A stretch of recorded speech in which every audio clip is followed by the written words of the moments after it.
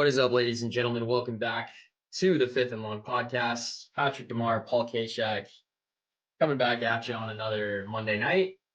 This is the 22nd of July. You'll be listening to this on the 23rd.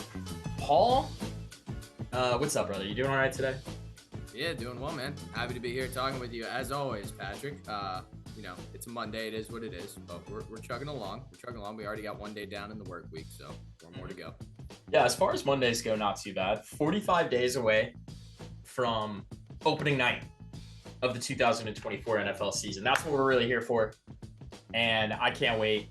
I am fully prepared now for the season to start. I've been ready. I want the fantasy drafts like this weekend. I don't want to wait any longer. I'm kind of getting impatient. Man, yeah. I mean, some teams haven't even reported to training camp yet. So, man, seriously, I can tell. I think I have a problem. No, man, it's not a problem wanting football to come back around. It's been a long time since February. So my excuse is that I don't have a next-gen console to play college football 25 myself. So I've just been watching everybody else play it over the internet. And I have like the biggest gamer FOMO I think I've ever had in my life. And I kind of don't like the feeling of it. Like, I don't want to be suckered into going out and spending like hundreds of dollars on a console and the game, but I think I might have to.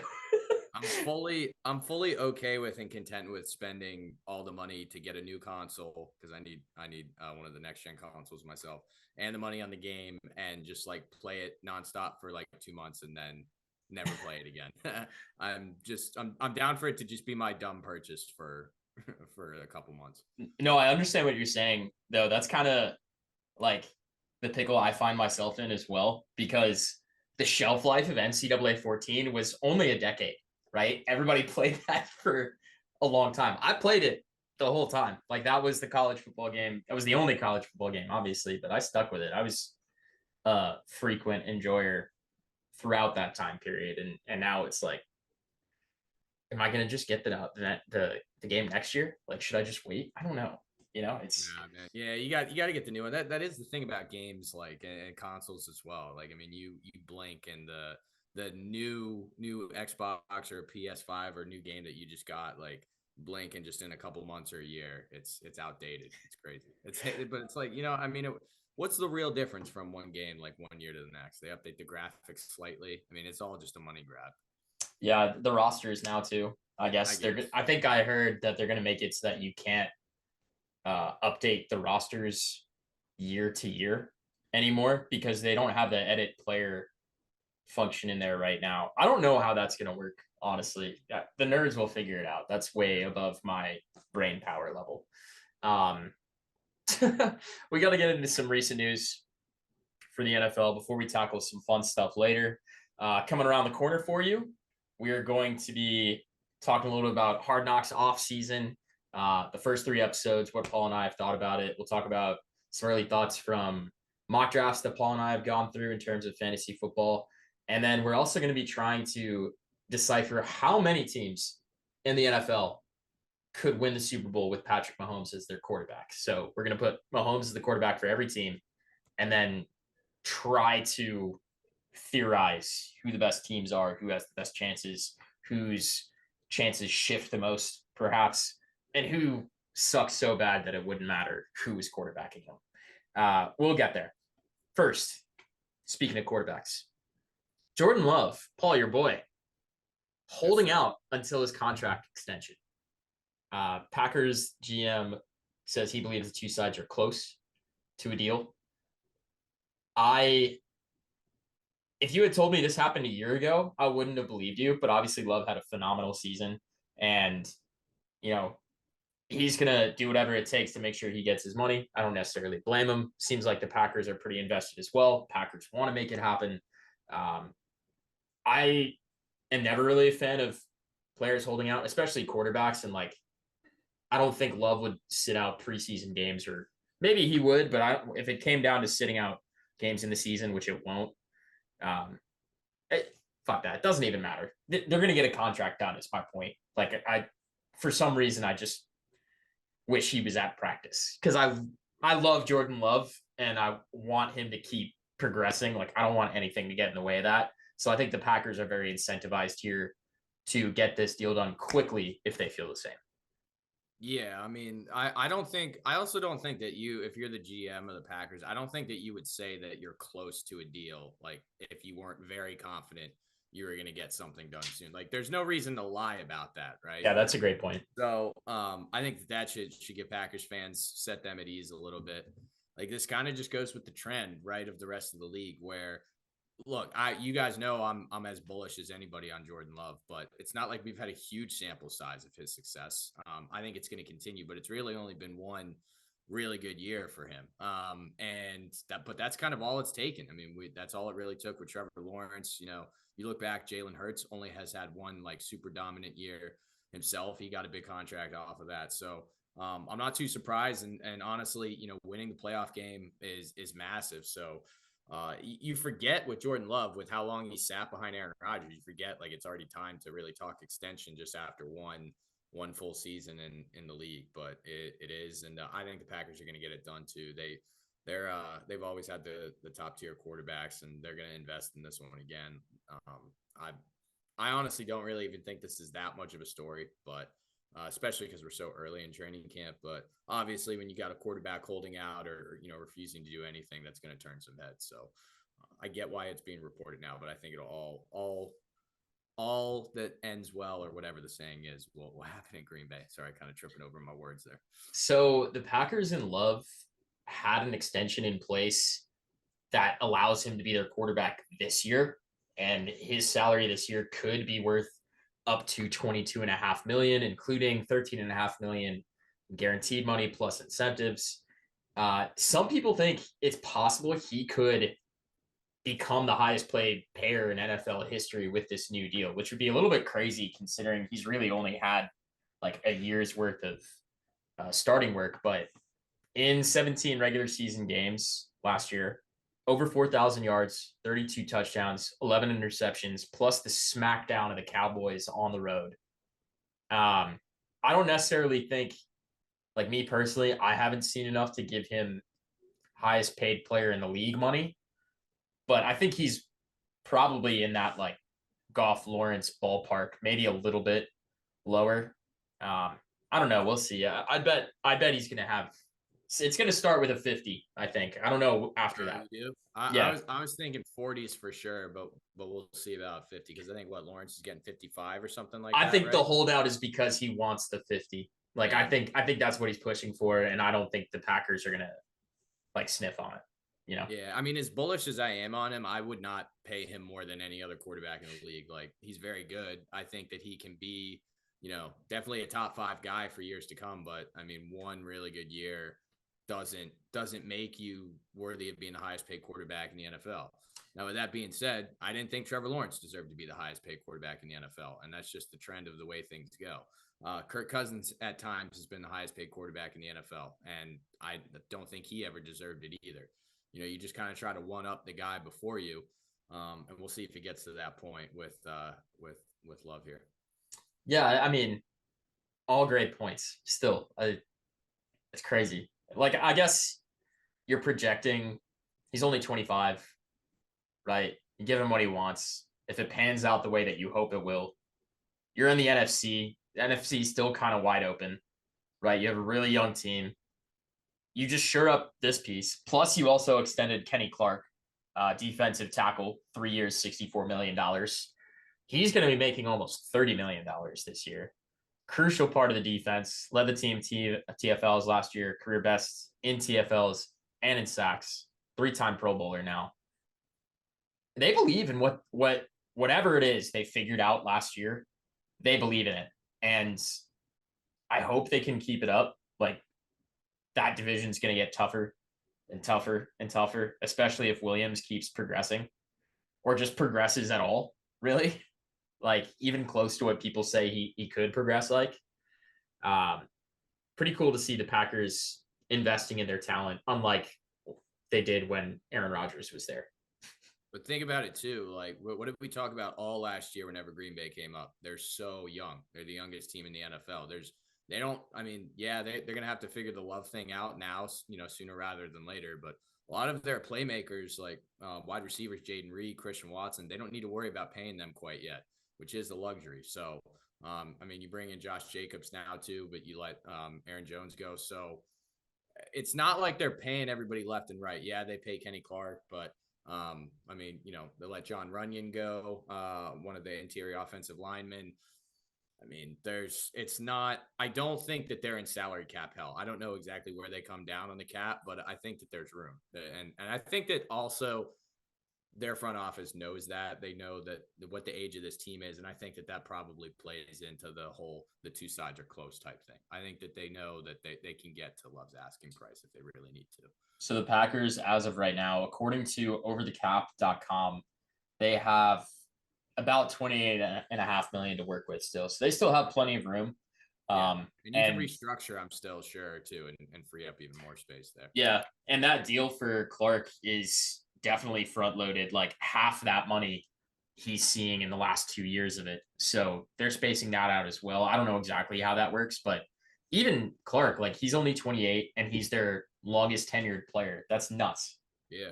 It speaks to how youthful that team is. And that's also the reason why I think that they're going to take even a further step forward and why I'm putting my money on them as opposed to a team like Detroit who looked better than them last year. But I just think that the leap this year for Green Bay will be more exponential than Detroit's. They switched coordinators in the offseason too. They brought in Jeff Hafley, former Boston College head coach. He runs a lot of single high safety defense, and he really relies on having 4 down linemen who can get to the quarterback. It's almost like an old school, it's like an early 2010s New York Giants style approach, almost, right? That kind of messed with Brady. And weirdly, I feel like that, like, you have to do that to the extreme to succeed against Mahomes, but that's literally how the Patriots beat the Chiefs when it was Brady and Mahomes going head to head. They double teamed Hill. They had the one single high safety, and they rushed for pretty much every play. Sometimes they would have a guy roaming to get Mahomes if he scrambled, but more than anything, they tried to sort of box him in the pocket. So I think there's a route where the Packers could be a great adversary for some of those titans of the league right now, but you still got to see a little bit more progression from those young players like we've talked about. Next topic for us here. Dolphin. Well, not anymore. Now he's retired. He's going to be playing golf, enjoying his time in Miami in other ways. In Miami Dolphin. Yeah. The one thing I did see with this contract situation was funny. Like most of the money with I think it was a $9 million deal was given to him at signing. I think it was like $7 million was due at signing, like just the way he structured the deal. Damn, this man knew he was getting out quick right after that. If that's true, then he's playing chess. It's kind of a sleazy move. I mean, I'm not going to put that on him and just like say that was his thought process. Although on the surface it kind of looks like that, but not knowing actually what went down or what was going on inside his head, I'll refrain from making any accusations on that. But yeah, that looks a little sleazy on face value there. So the one thing that really screws the Dolphins on this is that Bradley Chubb and Jalen Phillips are going to be on the physically unable to play list to begin the season. Remember, both those guys had season-ending injuries last year. They were part of a whole crop of Miami players that went down. Achilles injuries? I know Phillips was an Achilles, but Chubb was as well, I think, right? I believe so. Yeah. After that, they had no pass rush. Like I joke about that weather game in Kansas City, but if they have these two edge rushers, that game could look slightly different as well. Just defensively, you have a little bit more there. Offensively, Tua probably still struggles mightily, but or maybe take it even a step further, not just that game against Kansas City, but down the stretch, the game that they needed to win at the final game of the season against Buffalo. Maybe they eke that one out and they have a home playoff game instead of losing to the division, having to go on the road. Yeah, that's a great point. Either way, Barrett was set to kind of rotate between both edge spots and really get a significant number of snaps. I think their plan otherwise was to have first round pick Chop Robinson kind of get the majority of those snaps. Otherwise, they drafted him out of Penn State. They're pretty high on him. I like him. I think he'll be a good player, but he's going to have a lot of responsibility. And the next healthiest guy they have is another rookie, Mo Kamara. So the Dolphins, who right now, I like them. I think they are my favorite team in the AFC East right now. I think they have the most talent, and they did try to shore up their defense a good bit. I'm not trying to do an AFC East preview here, but that's just how I feel about them currently, and that could change. And this makes me want to change that sentiment if they're going to have two rookie edge rushers starting the season, and they lost Christian Wilkins in the offseason, and they lost Andrew Van Ginkel. It's a whole different front seven, and I just Yep. I don't know. It could get interesting. I think the pressure is going to be on them to have a hot start, and it's going to rely on the offense, just like it did last year. But they're going to have to even outperform what they did at the beginning of the year last year in order to set themselves up the way that I think they want to. Yeah, I mean, looking at Miami, you kind of hit the nail on the head with a couple of the points I wanted to make. One, they do have the offense to just outscore people. We've seen that. So, I mean, you can kind of overshadow the lapses on defense potentially. So that is one thing there. Their top competition probably in the division is still Buffalo, and Buffalo has let a decent amount of their guys on defense go as well. So at least they know one of their top competitors is in the same position here. And then the third thing I was going to say, which you didn't mention, yes, these guys are rookies that are going to be anchoring the edge rush and the pass rush for Miami here. But what I will say about edge rush, it's not like quarterback where like a lot of your success can just purely be attributed to your athleticism. Like if you can beat your guy off the ball, you're stronger, faster than him, you can get it done. Like obviously there's going to be, rookie mistakes and there's going to be learning curves naturally when you make the move to the NFL. Offensive linemen are smarter, they're more skilled than the guys that you have to face in college. But I think it's like different than say an offensive position like a quarterback, or if you're on an offensive line yourself as a rookie. I think that there's less of a learning curve when it's just see ball, get ball, So I think that like you can survive. Hopefully that, Chop Robinson is the type of guy that they drafted him because they drafted him very high in the first round. In fact, I thought that they drafted him in the first round, right? First round out of Penn State. Yeah. So I mean, he's going to have to be the guy that they intended him to be when they drafted. Obviously, I don't know what the timetable for return is for Chubb and Phillips, but they're both expected back sometime during the season. Okay. Yeah. But who knows what they look like? You know what I'm saying? When they do get back. I mean, we've seen guys come back off of Achilles injuries and look fine. Like Travis Etienne's the first guy that comes to mind, but you never know. Didn't Rodgers get cleared in like December of last year too? I don't know. You know what? I don't want to go. Aaron Rodgers, he says one thing and it's something. Didn't appear at any of the mandatory stuff that he needed to for the Jets. By the way, he went to Egypt, and Robert Saleh was not happy about it. Yeah, yes. We talked about that an episode or two back that he was already missing a mandatory mini camp for a guy who lasted 3 plays last year. Like that, yeah. Who's getting who he knows how much expectations are around him from everything, not even giving enough of a fuck to show up and show you can just throw footballs and not collapse on the ground. I gotta give it to him, man. I hate Rodgers for the most part, but this is a seasoned vet move, consider the fact too, he's 40 now. This isn't something that this isn't like him in the prime of his career where he literally probably could just come off the couch at week 1 and still look good. I mean, you lose a step. We saw him lose a step his last year in Green Bay, and now you're right. It's been a whole year since, more than that actually, since we've even seen him do anything of significance. So I agree. It's the writing on the wall doesn't look good for Rodgers and the Jets right now, but I don't know. I think he was technically maybe cleared to play very end of December, but the Jets by then were already eliminated from the playoffs, I think, and there's no point in him coming back. So, who knows with Rodgers? Go do that ayahuasca and sit in a dark room. I don't know what else to tell you. Oh, man. Next up on our list. Aaron Rodgers will never come on this podcast. We don't butter him up like Pat McAfee does or used to. I don't think he can go on McAfee's podcast either because he made accusations without any merit.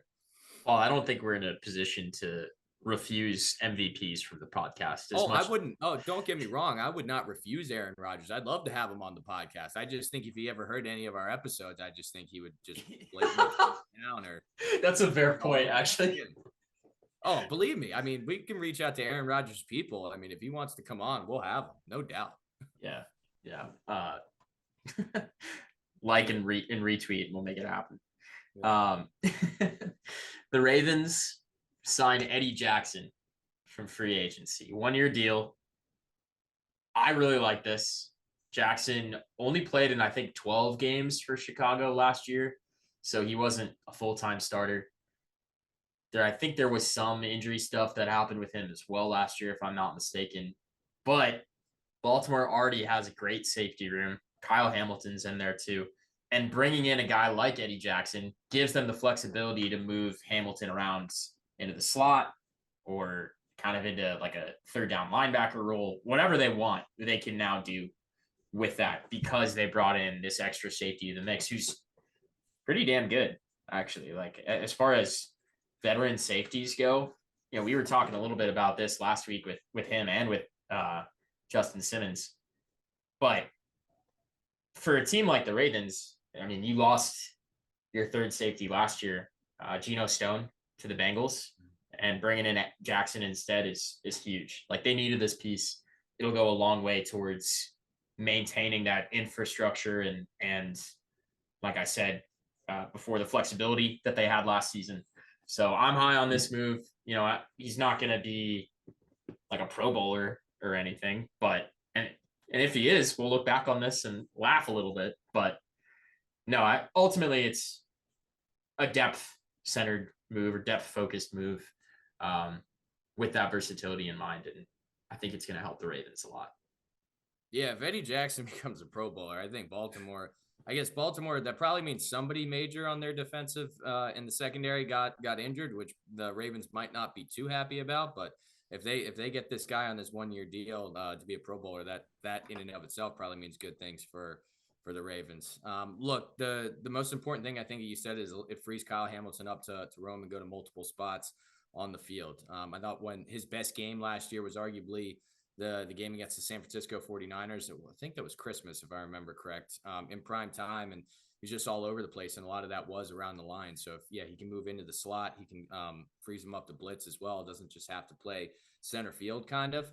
And Hamilton can do it all. That's huge there. So Baltimore always feeds off of their defense. I'm not surprised that even though a small signing on defense, I still think it's a good one. I'm not too surprised that they make a savvy deal like this, and we'll see what the year entails for Jackson. You and I were convinced that the Ravens were the best team in the league after that win that night. I know I was for sure. I think you were sort of begrudgingly admitting that at the moment they were the best team, but I still remember you kind of teasing Buffalo and Kansas City at the time as well. I think, I mean, I was praising San Francisco up until that point, I know, and I don't remember what that was the Brock Purdy 4-interception game. Yeah, and I was all in on Brock Purdy for an MVP and everything like that. So I kind of had to eat my own words after that game. I do remember, and I heard it from some of our Baltimore listeners, which is fair. But and I mean, if you look at it like from a team perspective, the team Baltimore might have been the best team last year. But I mean, when you have Patrick Mahomes, and we'll get into that down the stretch in this episode, like he can turn a lesser team into the better team just because of how good he is. Speaking of which, I did not have this in our rundown, but I shared it in our group chat. The quote about Harbaugh claiming his vision for having Lamar Jackson as the greatest quarterback of all time. Yes, and I did hear and see this. Yep. And look, what I will say is that if you are a coach who's won a Super Bowl and you have a quarterback who's won multiple MVPs and is yet to win a Super Bowl and is still as young as Jackson is, that may sound like a crazy line of thinking, but I almost feel like if you're not thinking along those lines, then you have a problem. You know what I mean? Like a bigger issue on your hands. Like, I know, like, I don't necessarily think he will be the GOAT. I don't actually at all. But like, if you're not at least trying to grasp that mindset and push it forward on him, like what steps further are you really going to be taking as a team? And what steps further is Lamar going to be taking? Because we've seen the MVPs, we've seen the individual accolades. He needs to go out there and win a damn Super Bowl. Bring a Super Bowl to Baltimore. Joe Flacco did it. The pressure's on you now, dude. Like, I mean, that's all I'll say about that. I think there's a two-sided coin to it. I get why you said it, but also it sounded a little silly in the moment. Yeah, I mean, I pretty much agree. Like, if you're Harbaugh there, I mean, you want to gas up your quarterback. Like, I don't fault him for saying something like that. I think that the only other side of the coin, or maybe the only negative I could see from him saying something like that, even about his own guy, is like, I mean, are you internally adding more pressure to him? Like, this is a guy who already has probably felt like, yeah, he just keeps not living up to the level that he needs to in the playoffs, and especially when he faces the best quarterback in the league, which is Patrick Mahomes. Does a comment like this make him press even more? I don't know. I like, maybe it does, maybe it doesn't. But I don't like. I think that this is something that Lamar is probably internally already striving for. I think he knows he's definitely not, and I'm sure he won't admit now at this point in his career that he's not going to be capable of being the best quarterback ever. Because I just don't think he'll have enough years to win all the Super Bowls, even if he does start rattling them off. I mean, compared to your boy Brady and what Mahomes will probably have by the end of his career. Let's entertain the conversation. Like, let's say, okay, just for shits and giggles, Lamar absolutely smashes every single quarterback rushing record and then some, wins a couple Super Bowls, wins a couple more MVPs, and then also improves his passing numbers to the point where maybe he's in that top tier of guys at that highest level, whether it's in the form of touchdown passes, yards, or completion percentage, which is what we saw the biggest improvement with him last year.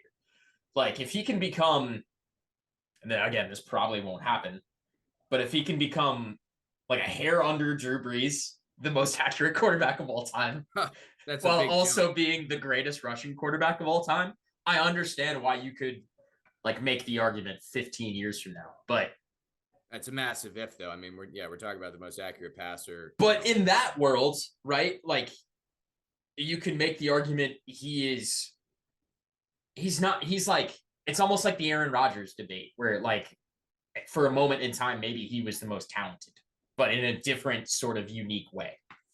Yeah, I mean, I think if you look at just individual accolades with Lamar, I mean, the individual resume is going to stack up among the all-time greats. I think it's going to be the wins, and when I say wins, I think the postseason wins, and it's going to be Super Bowl wins. Like, I wouldn't be surprised if he's got like one more MVP in him. So this is a guy who could, and maybe more, who knows? I mean, but he'll turn 30 in a matter of a couple years, and there'll be a little bit of a decline, especially with somebody who utilizes his legs as much. But like, let's say he wins another MVP. I mean, that's 3 MVPs right there. How many quarterbacks, can say that they've had three MVPs? And so, like, that's a huge thing there. He will have, I think he will get more playoff wins. And the Super Bowl is still attainable for him. And so if all of those things happen, he's going to start entering like discussion as like of the greatest of all time, but not the greatest. So he's got to clear that hurdle first. The ifs, ands, or busts that you laid out there. I mean, yeah. I mean, if we're talking a world where he's, yeah. And again, I don't necessarily think all of those things will happen, or even multiple. That was just me hypothesizing a world where he's even in the GOAT conversation. And maybe it doesn't necessarily have to go through winning 3-4 plus Super Bowls. Well, here's what I can acknowledge with him. I mean, he's going to have to get more than I think 3 or 4 to start entering the GOAT discussion. But what I can acknowledge with him is that, like, I think you and I, we've had debates about, we had debate about Mahomes versus Brady last year before the Super Bowl went down. And I was talking about how Mahomes and after too. Yeah. And after Mahomes doesn't necessarily need to match Brady's Super Bowls, or excuse me. No, I think I said he doesn't necessarily need to exceed Brady's Super Bowls. Like, if he matches, or maybe is even one under and just blows all the total numbers out of the way, like, that's enough of an argument for Mahomes to be better. Lamar, with how many individual accolades he has already and what he could attain after a full career, like, we could have that discussion with him where he doesn't need to have as many Super Bowls as like a Brady or Mahomes per se, because he does have all those individual accolades. Problem is with those guys are rattling off MVPs and stuff like that as well. So, at some point you do have to go to the Super Bowls, but I think he's talented enough individually where it's not, when we stack him up, against other quarterbacks in his like historical tier, we won't look solely at the Super Bowl wins because of how individually good he was, both on the ground and through the air. So I can acknowledge that, even as difficult as it is for me to say as a Steeler fan. All right. Random Ravens side quest conversation done. Believe it or not, I try to be objective. I think that was an objective opinion, but I don't like talking about those. I think so. I think it's so too. I'm not necessarily like a big Ravens supporter either. The Patriots had our fair share of battles with them. You look like one compared to me. I agree that you're not, but you just look like one compared to me. That's fair. That's fair. All right. This is where shit gets serious.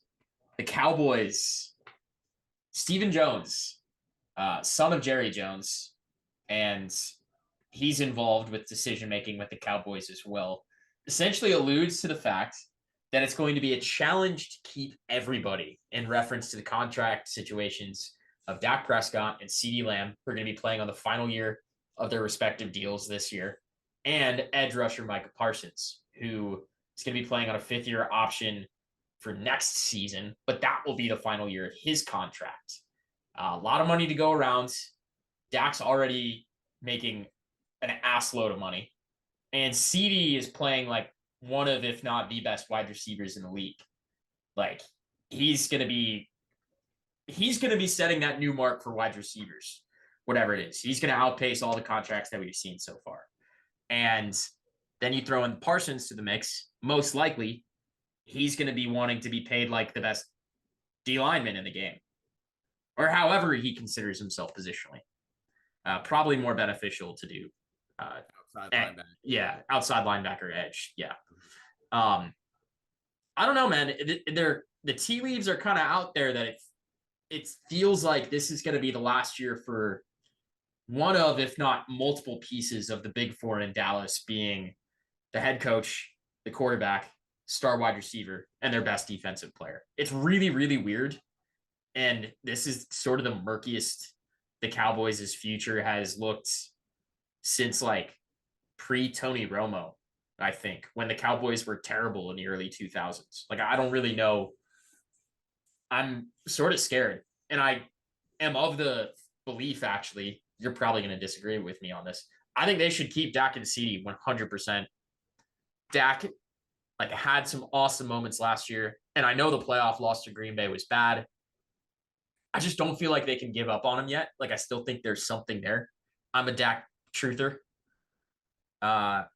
Parsons, you got to figure out too. It's just like you can't pay everybody and then also field an awesome positional team elsewhere. Like, there's going to be other guys they have to pay too. Diggs, I forget the name of the corner last year who set the rookie interception or the interception for a touchdown record or whatever it was, but Deron Bland, right? Yeah, Deron Bland. Thank you. Yeah, I don't know. It sort of seems like someone's going to be leaving Dallas at some point. So I do think Dak gets more criticism than he deserves in the media. So like I can kind of agree with you there. But he's not my top priority out of the three. Let's just focus on the players right now. Put McCarthy to the side for the purpose of this exercise. Micah Parsons, in my opinion, has to be top priority. That guy is generational talent. Generational. I say that with no hyperbole whatsoever. Totally this guy is so versatile. He can play middle linebacker. He can play outside linebacker. He can go on the D line. He's a little undersized for D line per se, but he can go on the D line and just like rush up against an interior lineman if you want. He is that talented. This guy is so skilled and is one of, if not the best defensive players in the game. Like I say that as a Steeler fan, like I'm not putting anybody above TJ Watt yet, but a lot of that is my fandom creeping in. So consider that. Micah Parsons has to get paid. He's my top priority. Now, a lot of times quarterback would be next, but look, Dak is north of 30. And he hasn't made deep playoff runs. He hasn't done anything more than just win one playoff game. And at some point, I think that you have to consider cutting the cord because things aren't getting better, right? Like it's just been like there's been no progression. There's been no linear progression, I guess, with him. Now, I think some of it has been unfortunate. Like I think arguably his best season was going to be that 2020 COVID year before he had that brutal ankle injury. I think it was like week 6 or 7 or something like that. His numbers were absolutely off the charts that year until he got hurt. So I think there's been a little bit of bad luck in there. And like he's been good. The Cowboys have had good teams, but at the end of the day, like hasn't been able to get him over the hump. Didn't play well against Green Bay last year. Did not play well in the divisional round against San Francisco 2 years ago, where that was like a field goal battle. If you remember, that was like an ugly game for most of it in Brock Purdy's rookie year. So I think, and you look, if you're the Dallas Cowboys, you know you got to pay Micah Parsons, and CeeDee Lamb's going to demand money. I think he's a super talented receiver that you got to find a way to keep around as well. You can't pay all three. You got to, I think, look to go young. The quarterback's going to be the most expensive position, obviously, right? So let's try to go young, get somebody in the draft, and get somebody on a rookie deal, and then let's pay. Wow. So you're saying give CD and Parsons deals, move off Dak. Yes, I would make Dak the last priority, to be honest with you. But here's the one problem with my thinking on this. I still don't think Dallas is going to be bad enough this year to no, they wouldn't be draft pick. Nor is the incoming class like that great. So there's going to be this bridge period, right? That if you do let Dak Prescott go, like what are you doing? Maybe you trade for a young quarterback with some upside somewhere. I don't know. But so yeah, that was kind of my next line of thinking was, can they figure out a Jared Goff, Matthew Stafford style flip, right? Where you get a quarterback of somewhat and equal value, capital as well. Better yet, Stafford only has 2 years left on his deal in LA. He'll be too old. He'll be too old by the time. He's only 33 right now. He's not that old. For a quarterback, you don't. I don't know if you want to be picking up a quarterback that's 35. Why not? You want to go down. I just don't think that's a method for success. Brady was great post 35. Yeah, but Brady's one of the best to ever do it. Stafford can't be. I don't know. Stafford's not in the discussion. One of the best to ever do it. What about Stafford's borderline Hall of Fame? He's got to get into the Hall of Fame first before he's in the best of all time. Okay, let me give you this instead. Tua for Dak. Which team says no first? Tua for Dak. Who says no first on the phone? Cowboys. Yeah, I agree because I think that one, you're getting enough. I think Tua is a lesser quarterback than Dak is. I think Tua is just in a little bit of a better system. He's got a little bit more around him. Also agree. You're still going to have to pay Tua a big contract once you bring him in. So I think Cowboys turn that down. Dak for Russell Wilson? No, I'm kidding. Cowboys are saying no on that. I would take Dak on the Steelers. All right, I got another one for you. The Cowboys call up Shanahan and San Francisco. Purdy for Dak straight up. Who says no faster? This is an interesting one. This is good because you got to pay either guy. If you're San Francisco, you got to pay Purdy within the next year or two. His deal ends in 2025. They could give him the 5th-year option and extend it to 2026, and then they could franchise tag him after that to 2027. But if he plays well again this year, he's going to be begging for the contract next offseason. This is a really good one, but I do think San Francisco ultimately says no in the end. They've gotten to the NFC Championship and arguably could have gotten to the Super Bowl 2 years ago if Purdy stayed healthy, and then they got there last year, and it only took Patrick Mahomes being Patrick Mahomes to stop him. I don't think San Francisco is looking to change the head of the snake in that deal. I think that they would ultimately turn it down. I think that they believe in Brock Purdy. Okay, last one. Okay. The homecoming story. The Texas kid, he's playing in Tampa right now. Get Baker in Dallas, man. Baker for Dak. Who says no first? It's obviously the Cowboys. Cowboys say no. Cowboys say no. I like Baker. I feel like which of those is the most feasible though? Like. So yeah, so like that's probably the style of quarterback that they might go after in the next couple of years until either they find some way to get draft capital or they suck in some way to get a high draft pick. It might be a Baker-esque quarterback to just kind of bridge the gap. Yeah, you really don't have any other options. I don't know. That was kind of a fun exercise. I didn't plan that either. We'll see. There's a lot of things that could happen with the Cowboys for sure in the next year. I can say this. I mean, Dak Prescott and Mike McCarthy are playing and coaching for their jobs. It needs to be like I could see this scenario potentially flipping if Prescott makes a really deep playoff run. Has to be, I think, at least to a conference championship, and at least, and McCarthy as well. Otherwise, I think that Dallas will just let Prescott walk, and they'll not retain McCarthy. I don't know if this is the last year of McCarthy's deal, if they would need to flat out fire him or just not pick up the rest of his deal. But I think that they're essentially coaching and playing for their jobs this year. Dak Prescott last year led the league in touchdown passes while also having single-digit interceptions and 4,500 yards passing and a completion percentage a hair under 70%. He was, in my opinion, and I will stand by it, outside of the playoffs, the best quarterback in the league last year. And I'm not going to fault him for he's one of them. The defense being terrible. Yes, they were terrible in their own right in the first half, but you can't give up 20 plus points to the Packers in your own building in a playoff game and expect to come back. Like, not everybody's the Niners and gets fluky, immaculate reception. Brandon Aiyuk catches off the defender's helmet to save the game. Rather be lucky than good, as they say. Yeah. I don't know. We'll see what happens. Next up, NFL kickoff changes ready to cause chaos. This comes from a piece on The Athletic that I read recently. This was released a few days ago. If you remember, the NFL is implementing some new kickoff rules for this year. They're a little bit different. Essentially, there's different zones that you can kick into. The kick team is going to be moved up, but they are not going to be allowed to have a running head start. They can only begin to move towards the receiving team once the ball is caught or lands on the ground. And essentially, teams are going to be trying to place the football within the 10 or the 0 to 20 yard line. If it lands in the end zone, like, it's a touchback, but touchbacks merit, I think, getting to the 30 yard line now or something along those lines. It might even be higher up. But what people are theorizing is that teams might not use kickers on kickoffs. They might go for safeties, or they might do what the Chiefs did and bring in a rugby player to start doing a little bit of that. You also might see a lot of squib kicks, theoretically, just to cause chaos.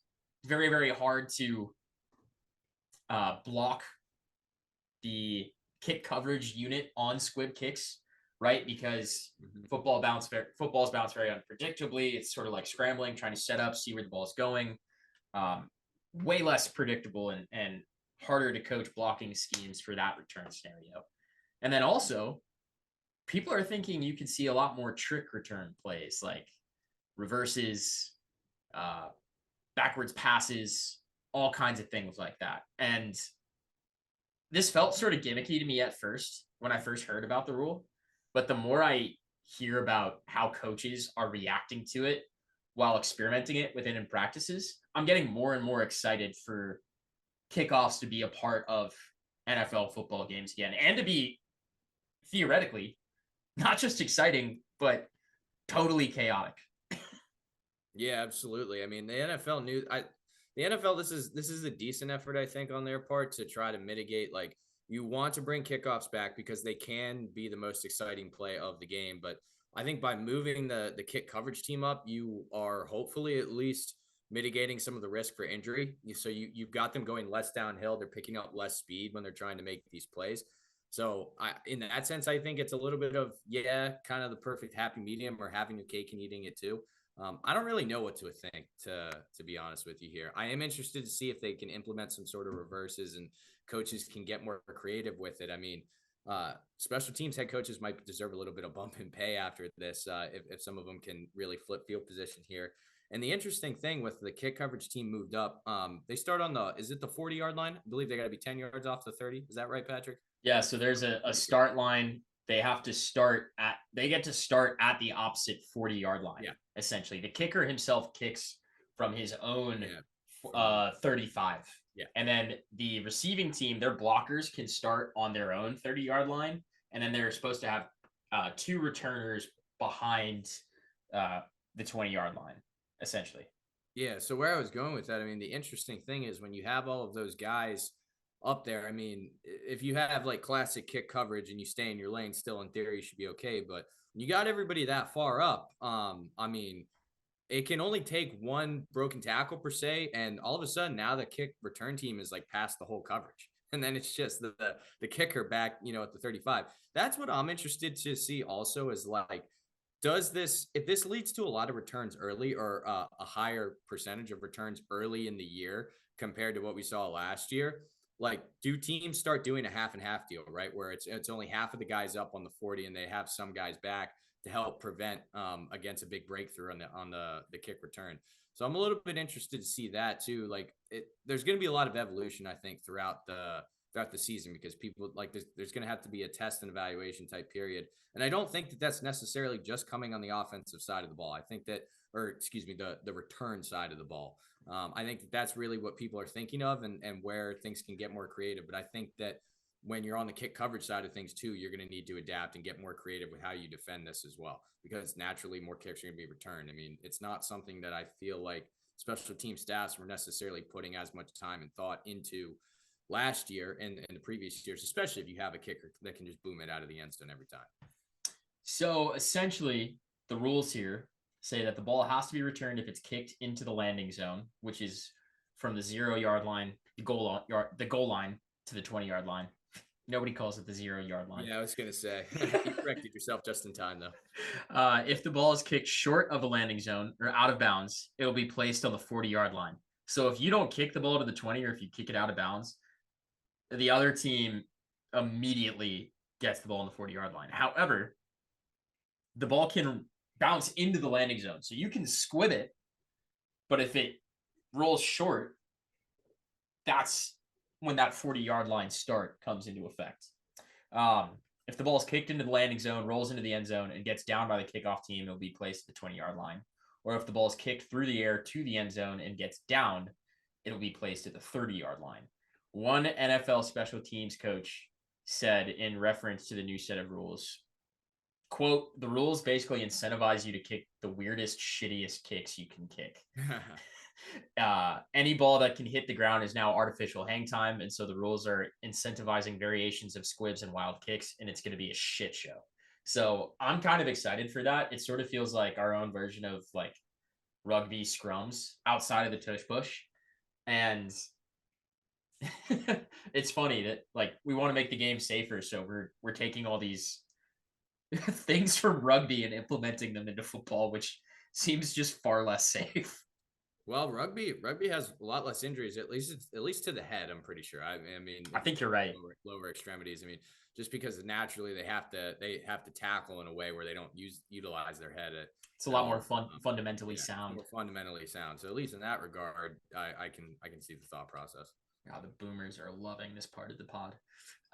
Did you see the Mahomes to Xavier Worthy touchdown clip? I did. Dude.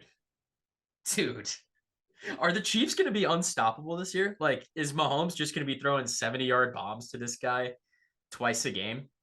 So, I have probably a different take than you and a lot of the Twitter heads out there. Like, I wasn't even that impressed with it. Like, and I say that not because it wasn't like a talented and athletic play. Like, I just see Mahomes do that all the time, and I'm like, okay. And yes, Worthy made the catch. He got behind the defender. Great. Like, we knew he was fast. So like, okay.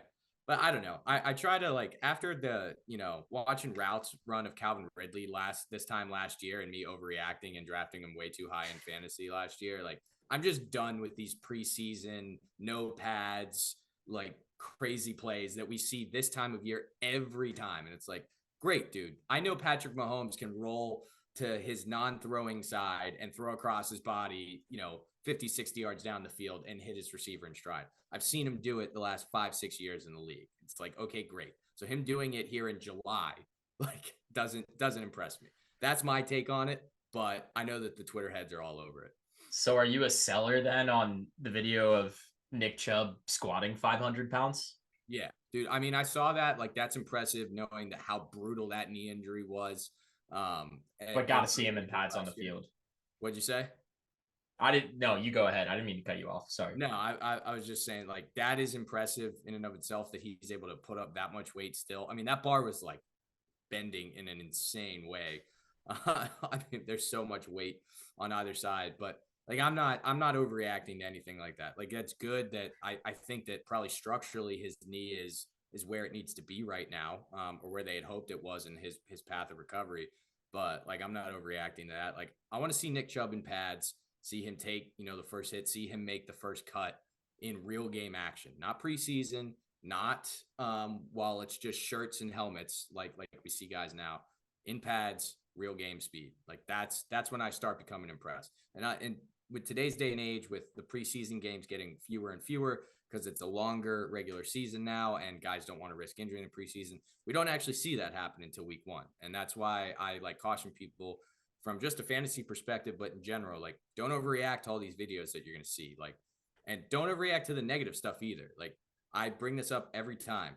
The first year, when Jamar Chase was a rookie, he had the drops. Okay. There was like this rumor report that he was dropping everything that Burrow was throwing to him. And the guy has one of the, a phenomenal rookie season. So don't believe everything you hear positively or negatively. Don't buy into too much of what you see positively or negatively either. And that's my staying grounded thing here on the worthy touchdown. Okay. I like you staying grounded. I like it. You can take the extreme perspective on it though. I will not prevent you from doing that, Patrick. I mean, I hope I didn't deter you because it was a sick play. Don't get me wrong. You have several valid points. I was more so like, yes, we see Mahomes do that all the time, but we didn't really see him do that at all last year successfully. I'm just like, Mahomes had this quote going into camp this year where he sort of said, like, even though we won the Super Bowl, a large part of last season wasn't fun because offensively we sucked for most of the year. So just having that part of the Chiefs game back and seeing him play with more joy on the field consistently is going to be a treat. Like even though I would prefer he not break all of Tom Brady's records, I can't deny it's pretty fun to watch him, see him do his thing. So if we can have sort of like a pseudo Tyreek Hill Mahomes 2.0 connection between him and Worthy, I'm for it, as long as it doesn't come at the cost of my team anytime soon. And that might be what we're trending to. And I can buy into the fact that Mahomes, despite the fact that he's won back-to-back Super Bowls, he could be playing with a chip on his shoulder because, we pointed out that at least for portions of the season last year and even into the playoffs, it was the defense that was actually the most impressive unit on that field for the Chiefs. I think he's hungrier now than ever. This is going to be a big talking point for us leading up to the season, but if they can win 3 straight Super Bowls, nobody's ever done that. He might not have to win another Super Bowl after that for people to call him the GOAT, just because of what the significance of that achievement in itself is, right? Like, that's going to be a truly special thing if they can accomplish it. I think he's hungrier now for that Super Bowl than he has been for any Super Bowl of his career so far, which is scary as shit for the rest of the league. And it's the sign of someone. It's a sign of greatness where you're not satisfied. You're not satisfied. A lot of guys would be completely satisfied with 3 Super Bowls. I think that one of the guys that we talked about earlier on this podcast, Aaron Rodgers. I mean, he's only got 1. Imagine he had 3. He'd be mailing it in and packing it in big time if he had 3 rings under his belt. No comment. We've already dedicated enough time to A-Raj. Yes, but Aaron, we would still love to have you on the show if you're listening. Yeah, reach out to our people. Send us emails. We have it in our bio. Yeah. That goes for everybody, by the way. If you have things you want us to cover on the show, talk about, you have any questions, feel free to send us to them. If you want to come on the show, you can do it as well. Or anybody, whether you're like Mike Tomlin. And Mike Tomlin. Yeah, or if you're just some high school kid trying to get your huddle highlights out there. Shit, we'll take anybody. Not really. We're not that desperate. We got to talk about Brandon Aiyuk. He would be a great guy to have on the pod, actually. I feel like he has some concerns he'd like to voice. Brandon Aiyuk. Platform. We could be. I think we can be. We could be the Shannon Sharp podcast of the NFL space, maybe. Cat Williams might be too much to handle, though. Anyways, I digress. Brandon Aiyuk officially requesting a trade from the San Francisco 49ers. This is not really a surprise to anybody. He's basically been asking for a trade all offseason. He's just now making it official with the team. And this has been received in different ways by a lot of people. Uh, Schefter believes he is going to hold out from camp and really dig in and like try to force this extension or a move to be made. I think really he just wants the money more than anything else. And the Niners have him under contract for this season. And they can franchise tag him for the year after. So they really have no reason to trade him besides just like making him happy. And they can also fine him every time he doesn't show up starting, when camp starts and so on and so on and so on. So realistically, if he's not going to show up, they don't have to pay him. And contractually, he's supposed to be showing up for another couple of years at least. So I don't really, I love Aiyuk as a player. It pisses me off that a guy who's on a team that is the next best team besides the Chiefs set up to win the Super Bowl seems to be more interested in going and playing with his friend Jaden Daniels in Washington, D.C. Like, part of me almost wants to be quick trigger with it if I'm San Francisco, but I do think losing him changes their offense quite a bit just in terms of the downfield passing game. Like, I don't think Jawan Johnson's ready for that. And Ricky Pearsall, well, he could be a phenomenal first-round pick as well and has a good bit of upside. He's not even healthy starting camp. He's on the PUP list. You can't really expect him to take on Aiyuk level workload year one. It's a really interesting situation, and I'm interested to see how it pans out. I don't necessarily think Aiyuk's going to get what he wants, but you never know. These things happen. Yeah, if I'm San Francisco, I just keep holding. I just keep holding my position and staying steadfast. You talked about some of those other names, and while there are, uncertainties about how much of a role Pearsall will step into, same with Jennings. If Aiyuk weren't to be here, let's not forget, this team's got Deebo Samuel. They've got Christian McCaffrey. They got playmakers on this team. They got a great scheme led by Kyle Shanahan. Like, the point is that they are so talented and so good, especially on the offensive side of the ball, that you can afford to lose a top-tier receiver like Brandon Aiyuk. You can. I mean, I'm not saying you're going to get better. It's not going to be addition by subtraction, but you can still be an elite team and lose him and develop your other guys to fill in behind him, i.e. a Ricky Pearsall. And I think if they do just wait and just do nothing right now, it signifies to Aiyuk that you're not going to get what you want. And I think that teams who might be interested in trading for Aiyuk right now, there's more leverage, I think, for somebody that wants to trade for Aiyuk at this very moment in time. But as we get closer to the season, I think it becomes less and less. Let's take my Steelers, and I'm not trying to get into things too deep yet, but you can go to the Niners and say, look, he doesn't even want to be here with you right now. Trade him, and you might try to say that you can try to get him at a discount. But I think San Francisco is too smart for that, and I think that they're just going to hold on. And the closer and closer you get to the actual start of the season, and if you still haven't gotten a deal done and you intend to, like a Steelers, a Commanders, whoever it may be, now we're starting to, there's going to be time for him to acclimate to the new playbook if they were to trade for him.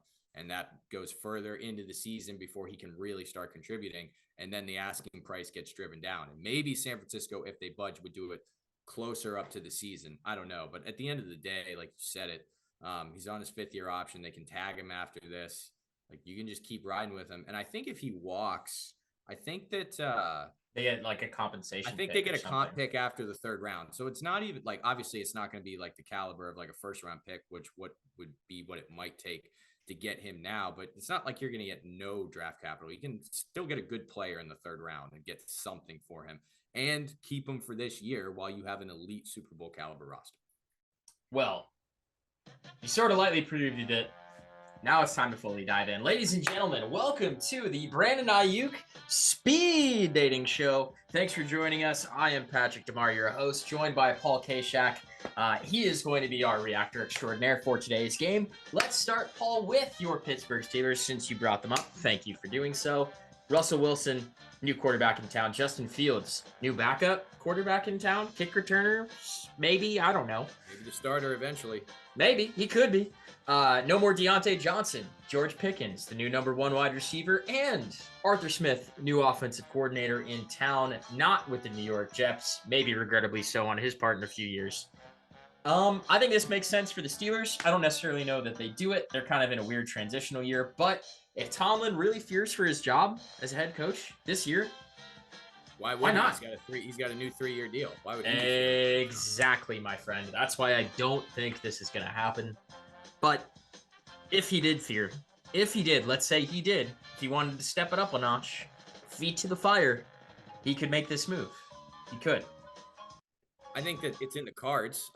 My reaction to the Steelers, I agree with pretty much everything you said. I think that it's something that the Steelers could do, but I don't know. It's still a big asking price. You're still going to have to give up a first round pick and pay the man as well. And there's no guarantees that it's going to yield you anything. You don't know. You still don't know that your quarterbacks are going to be like, you don't know what you're going to get from Russell Wilson. And if he stinks, you don't know what Fields is going to come in and do. Now, without all that being said, the Steelers are putting a lot of eggs in the basket this year. I still don't think that they are doing enough to win, and I don't think that they're going about it the right way. But that's the only argument I could say. It's like, all right, you could make a deal that might not make a ton of sense, but you're putting all these eggs into this basket for this year with the new quarterback you brought in. So maybe, but I agree with you. I think that he'll probably look elsewhere. I think the Steelers probably would have made a deal with him by now. Yeah, if it was going to happen, you sort of feel like it would have by now. Commanders, Washington. Brandon Aiyuk's best friend, college buddy, Jane Daniels is there. New look offense. They're going to have Cliff Kingsbury calling the plays there. New head coach. The whole shebang. Pressure's on. Got to make a move. Keep that new quarterback happy, right? Why not bring in his best buddy? It would be a ballsy move. You might have to give up Terry McLaurin for it. I kind of like the idea of Terry McLaurin in the Niners offense, but yeah, I don't know. Again, back to what I said earlier. Why would you want to leave the Super Bowl runner-up multi times over the last couple of years to go play with the Commanders, who just don't have the playoff history? You're basically like banking all of your future on this friend of yours who you've kind of been taking advantage of the whole time, throwing him and like FaceTiming him and putting on IG Live or whatever. Like, I don't know. It's weird. Hey, but maybe if you're Brandon Aiyuk, maybe you don't care about winning.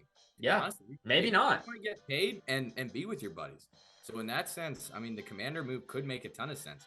Look, if this guy just wants to make $30+ million a year and get paid, be financially secure for the rest of his life, and play a few more years of football and not really care about winning a championship, which I'm not saying that's what he is doing, but like, if you're saying that if you want to be traded from the 49ers, like, winning, I don't necessarily think. I think he just goes back and looks at DeAndre Hopkins' stats when Cliff Kingsbury was the OC in Arizona and says, I want those numbers because those numbers equal big dollar signs for me. And again, you putting up all of the stats doesn't always necessarily mean it's not a direct correlation in winning. Sometimes that can be more focused on the individual. Look, maybe that's what Aiyuk is thinking, maybe not. I think the Commanders make sense for him just like mentally, obviously. But yeah, I mean, if he's wants to win anything, I think it's going to be a long time, at least multiple years before he's even got a chance to do that. Maybe Daniels will blossom, but I don't think that would be what's in his mind if he's making this move here. I think he would just want to play with his pal. Next up, my New England Patriots. Shebang! Not going to happen, but could. No clear-cut wide receiver. Again, rookie quarterback, bright future, a lot of potential. New head coach, new OC, new everything. However, also, I should say, the Pats offered the Niners for Aiyuk during the draft process. They tried to give up a second rounder for him. Didn't happen. They ended up using that second rounder to select Jalen Polk instead. So maybe they just view Polk as that guy and want to see what the young kids can do. I don't hate the idea of Aiyuk in New England. It would be cool to bring in a number one guy that is obviously that guy on the first day of the season. But again, I don't think it's happening. Yeah, so I think the Patriots might want to bring Aiyuk in here, but I don't think Aiyuk wants to necessarily go to New England. He could get paid a decent amount of money, but that's a really tough situation right now. New England can make it happen. They got a quarterback on a rookie deal. I think that they could afford it, but I think that Aiyuk would probably either take equal and maybe slightly less money to go play with like the Commanders or somebody like that, as opposed to those New England Patriots who are figuring things out themselves. Go ahead. I was just gonna say I'm saying no. I don't see this happening at all. If this is the speed dating exercise, you're just marking that quick X and you're saying to that lovely lady, move along to your next suitor. Is that how speed dating works? I've never really Yeah, you got participated. a chart. I mean, you got it. Like everybody's got a. I've never done it myself, but I've seen commercials and stuff like that. Like everybody's got a number. You ask questions, and like then you mark down like a check or an X into next to the number person. I'm not gonna replay the song, but I did really enjoy the theme music while we had it. Yeah. Los Angeles Chargers. This one I think is the one that makes the most sense so far. However, you just tiptoed your way out of salary cap hell. Why on earth are you gonna nosedive right back into it? Unless this is the move I've seen theorized on the internet. Excuse me. Sending back to San Francisco is the other Bosa brother. Let them have their Bosas. Let them upgrade their D line. Take Aiyuk instead. The other Bosa has been injured a bunch over the last few years, right? He's also making a ton of money. Get a younger, healthier guy at a position you need for your star quarterback and star head coach. This is the move I kind of like. And if it happened, I think would really change the Chargers a good bit and put them on a fast track. I think it might sign up for that if I'm San Francisco. I think I'm liking that. Yeah, it kind of makes sense for both sides. Yeah, I mean, if you can make that work, I do like the thought process there on that one. And then you could give Herbert an experienced weapon, and you're not just relying on Ladd McConkey to step up right into a wide receiver role, or Quentin Johnson to take an unforeseen leap forward. I kind of like that. I like the thought process there, especially if Bosa is somebody on the older side who has had the injury trouble there. I like where you're coming from, and I think that San Francisco could get behind it as well. Okay, so far our favorite destination is the Los Angeles Chargers. The New York Football Giants. For those of you who have seen Hard Knocks offseason, not a good look for the front office. They need some kind of redemption. And Paul and I are going to talk more in depth about that. Maybe Paul thought it looked good. I don't know.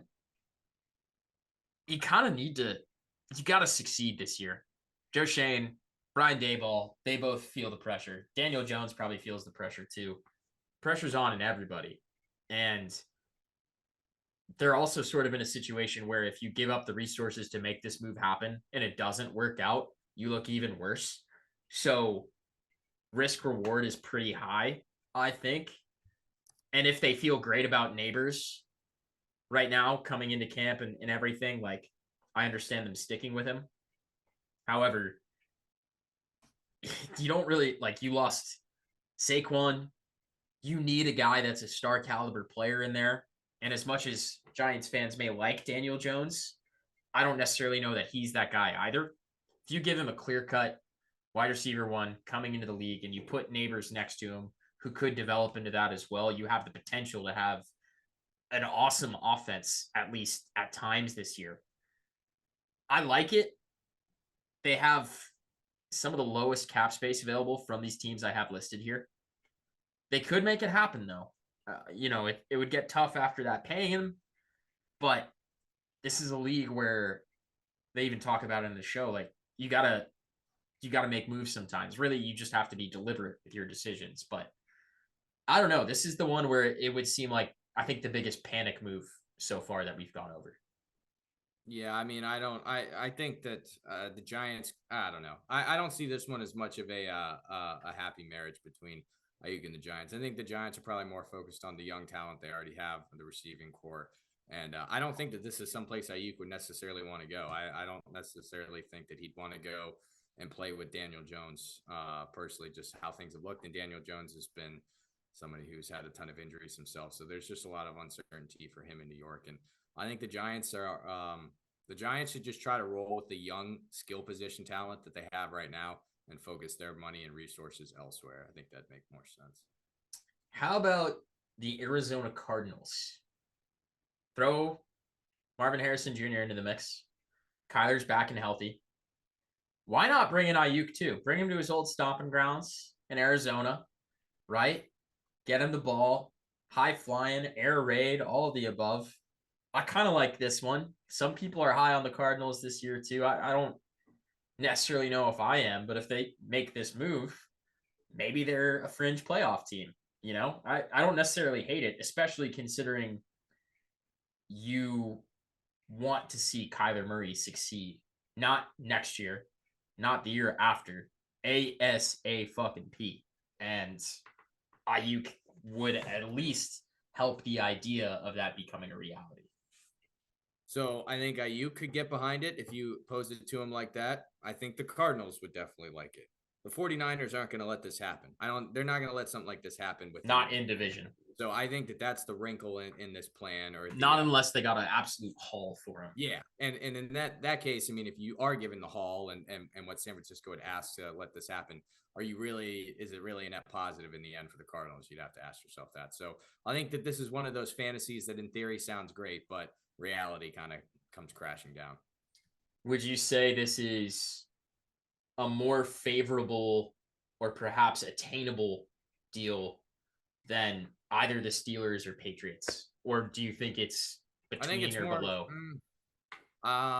I don't know where monetarily everybody is. I think that the 49ers would probably prefer to have, if Ayuk is going to go, they'd prefer to have him in the AFC compared to the NFC. So I guess in that sense, it's a little bit more attainable. I don't know. I mean, I guess for Steelers, yeah, but Patriots, I don't think Ayuk. I think Ayuk.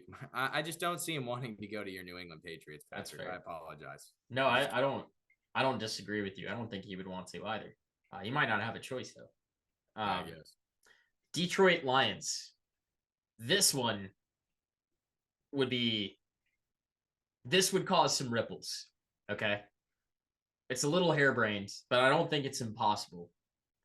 They have some of the younger guys there in Gibbs and St. Brown and Laporta. Okay, and Goff, who they just paid. But Montgomery, they're probably not going to keep for forever. He's a little bit older.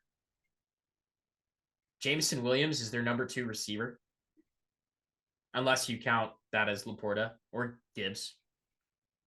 There's room for them to add a piece. And I think if they do the move, it automatically puts them in the top 4 for people's at least mental picture of the league. They still need to grow a little bit on defense, obviously. But again, going back to the Cardinals, NFC team, maybe a little bit trickier to get down in that essence, but it's not in the same division. You did just compete against this team in an NFC championship last year, so maybe that fact gives you pause. But I don't think Ayuk would hate it, and I think the Lions would be for it.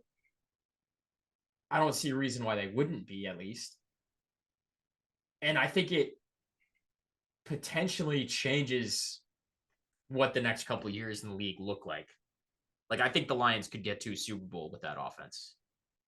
Well, I mean, I think the Lions were, a mere. They were close last year.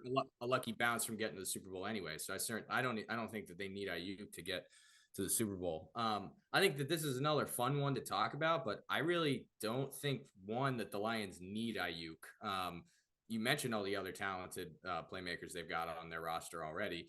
You're going to need to pay Aiden Hutchinson a big contract at some point as well. So, I mean, yeah, I get it with the salary cap going up. You might be able to both pay Ayuk long-term and Hutchinson, but that's something to consider. I do consider Laporta their number 2 receiver after Amon-Ra St. Brown. I think that he's that talented. And I think Jameson Williams will take a step forward. I know that it's been very up and down for him so far. Part of that's injury concern. Part of that's gambling, I guess. So, I mean, but I think that the Detroit, if they want to get to where they need to get, and that's winning a Super Bowl, I don't think that the first thing they should be looking to go out and do is go get another skill position and playmaker. I think it should be more focused on the defensive side of the ball. And then it's a similar discussion to what we just talked about with the Cardinals, right? This was the team that the 49ers had to play to get through the Super Bowl. Why would you make your opponents better? To one of their top competitors to win the NFC? I don't know. Yeah, I get that. Still fun to theorize. Oh, it's fun. I mean, it's fun. Although I kind of not fun because I want Amon-Ra St. Brown to get more of the targets fantasy wise. But I think he still would. I think he would, but it would still take away from him though. It might bump him down a couple rungs. In the probably. Ayuk too. However, the next 2 teams are even more harebrained, and I'm not sure if they make lots of sense or not at all. The Ravens and the Chiefs. The Ravens, I think, have more incentive to do this because while Zay Flowers is still young and could develop into that guy, it's not unbelievably certain that he will do that. And you kind of lack a guy who has the full route tree at his disposal, who can beat man and zone coverage. And I have to think he and Lamar would get along swimmingly. Like, this makes a lot of sense for the Ravens, at least. And I think they have the ability to make it happen. Like, out of all the teams that we've talked about so far, the Ravens are one of the more well set up to give up a couple first round picks if necessary. I just don't necessarily think it'll happen. Well, you got to consider with Baltimore. I kind of like this for them at least. I mean, yeah, give Lamar an actual number one, right? Well, I think Zay Flowers. I think Zay Flowers is developing into that. I'm not going to say he's there yet, but I think he's an extremely talented receiver that they finally hit on a first round pick. But if you're Harbaugh and you're saying Lamar is going to be the GOAT right now, if he's going to do that, he needs more help. I think get him another weapon. I agree, and you are an organization that's historically had difficulty drafting receivers, or and even if Flowers is someone who's going to pan out, like there's been plenty of failures there as well. Like Rashad Bateman's not doing anything for me. Like that's a recent flop there. Hollywood Brown had a couple good years with them, but he's gone obviously. So yeah, you take the guessing work out of it of trying to draft another guy to complement Zay Flowers and be another weapon for Lamar. You just go draft somebody go trade for someone who's already proven. I think that this is probably something that the Niners would be more willing to do. Yes, Baltimore is a Super Bowl contender, but at least they're on the other side of the league in the AFC. So I think that I think that this one makes more sense than Detroit, for example, and Arizona even. So Baltimore I put high up on this speed dating list. Here's the sort of curveball. I mentioned the Chiefs. You added Marquise Brown. You drafted Xavier Worthy, right? Rashee Rice is having his off the field issues right now. But Kelsey, you don't really know how much longer he's going to play. It could just be a couple of years, which fits in line perfectly with this Aiyuk extension timeline. I don't think it's impossible. I don't think it's really likely because I think they are, with how much money they are giving to Mahomes, I think they are way more incentivized to keep those early picks and keep putting those into stud players on their defense, or maybe O linemen at some point, or running backs are going to keep turning around. Like Clyde Edwards-Helaire isn't going to be on their roster forever, right? Pacheco, give it a few more years, I'm sure they'll have to change from him too. But Chris Jones is getting older, right?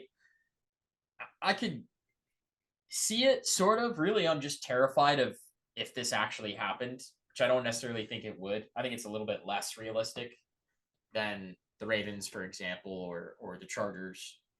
But I don't think it's out of the realm of possibility. Like I do think maybe there's a world where Andy Reid is like a mad scientist in his office right now with, a few empty cheeseburger wrappers on his desk, just looking at Aiyuk film from last year and thinking, no, this would make a great sort of to the sticks and beyond change of pace, bigger bodied guy that could play off of Worthy and Brown and maybe take a little bit of the load off Kelsey, especially, leading up to the postseason where we sort of saw Kelsey turn it up the last 6 weeks of the year. But before that, it was a couple steps down from what we normally see from him. And you could see that again this year. You got to account for that in your offense. I do think it makes sense. I don't know.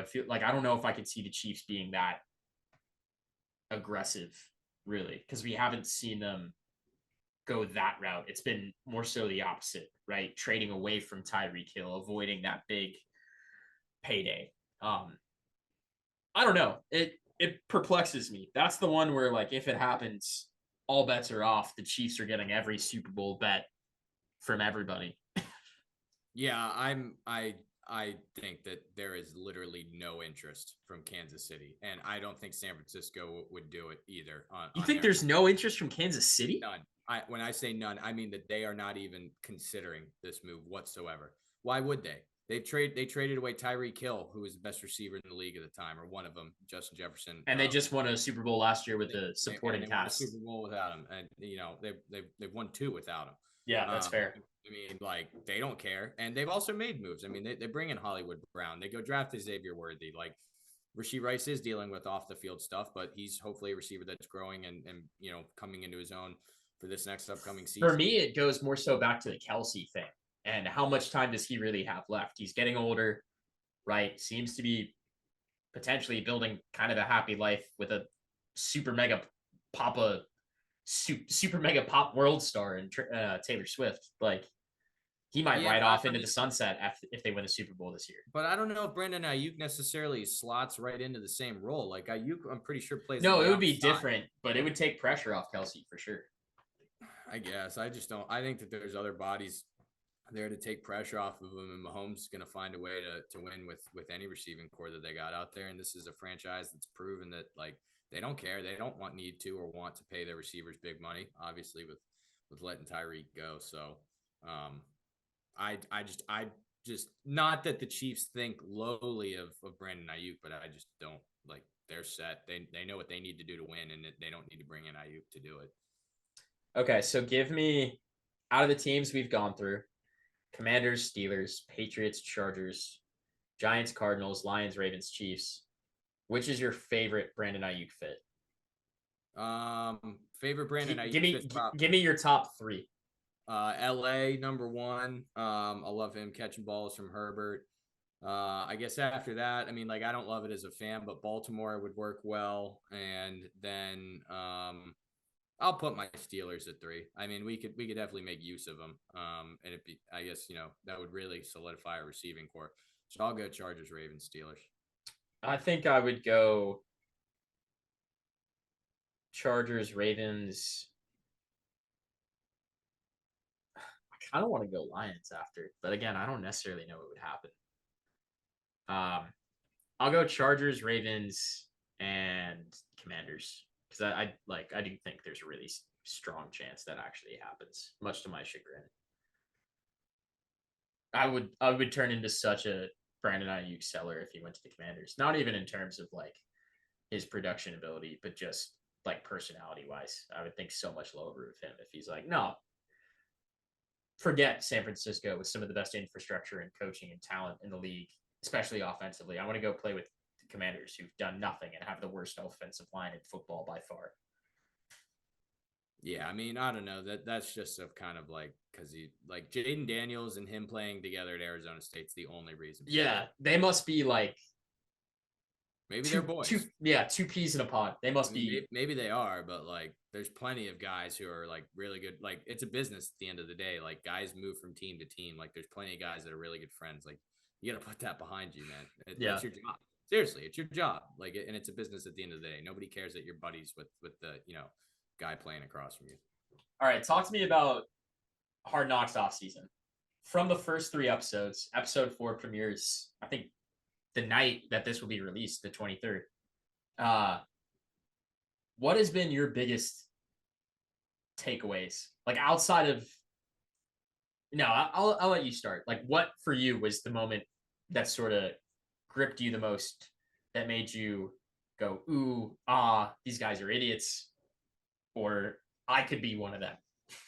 So, like, I don't know if there's a moment that makes me think that anybody's idiots, but, like, I've seen this, through social media, and I kind of shared the same opinion after watching it myself, where, like, it doesn't seem as complicated as you would have thought. Now, granted, before I go deeper into that point of view and that opinion, like, the cameras are probably still only going to show so much. Like, I get that. And I'm not going to, like, try to degrade the job that Joe Shane is doing there in New York. But the point that kind of, I don't want to say hit home per se, but, like, I raised an eyebrow at when they're trying to sign, I think it's in the most recent episode, John Runyon and Illuminati from Las Vegas to bulk up their offensive line. Yeah. And, like, you've got the guy coming in and out of the room saying, like, all right, the Jets are, like, going to give Runyon, I think it was, like, I'm throwing out arbitrary numbers here, but they're in the ballpark, like $6 million a year and X amounts guaranteed. And Shane's like, That's like what we're gonna be at is like, all right, throw him 7 million and like bump the guarantee up by like a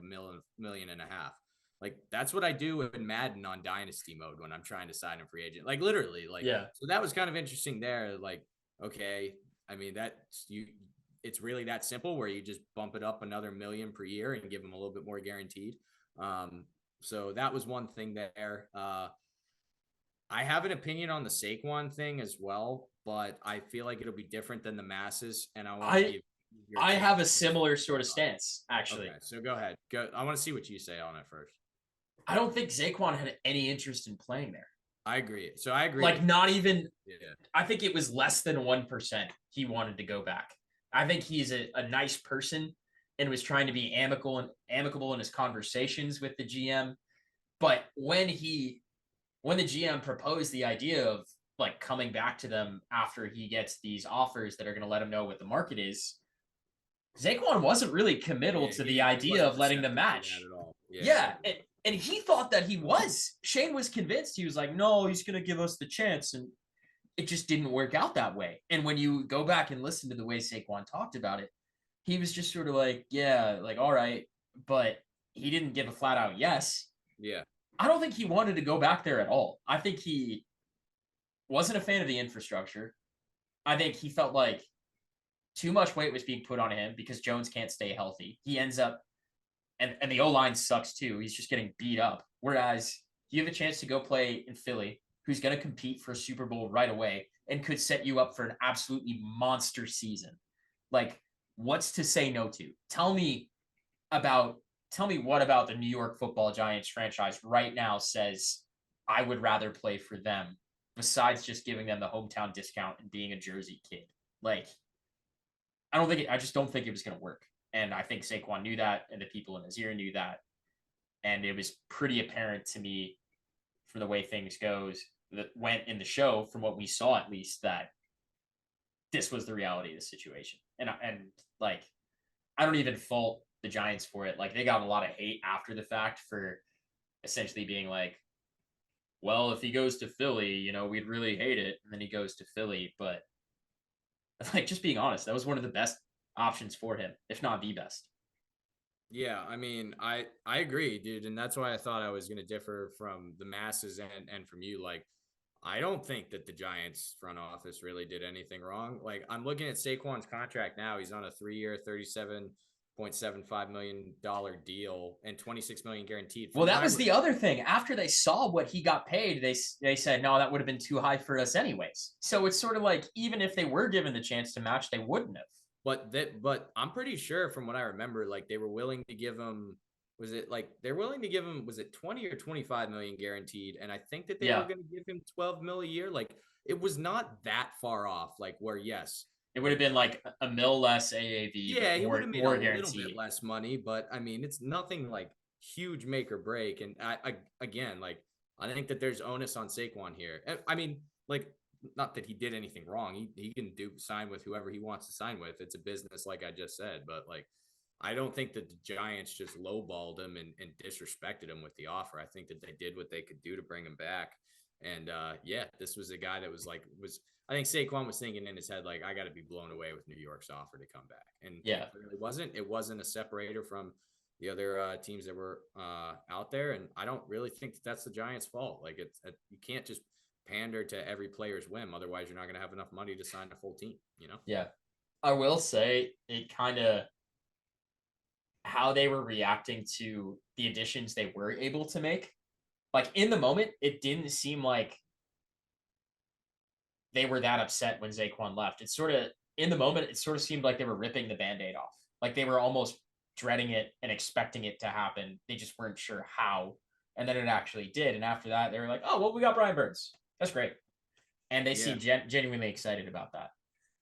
The one thing now that you do bring it up, though, one other thing I wanted to add, like I remember when they were going through their running back options outside of Saquon, and it was I know that they settled on Devin Singletary, so it was like Singletary, but him and Swift, right? Yeah, it was him and Swift, but like they were like it was Singletary would have only, and I think in the end, or at least on their initial projection, was only saving them like a million or like maybe 1.2, if that, compared to what they were talking about paying Swift.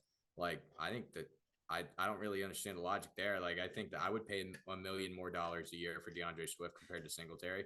But so that one kind of struck me now. I'm just thinking about that. Like, I think that they didn't value the difference between those guys accurately, but maybe they see something in Singletary I don't.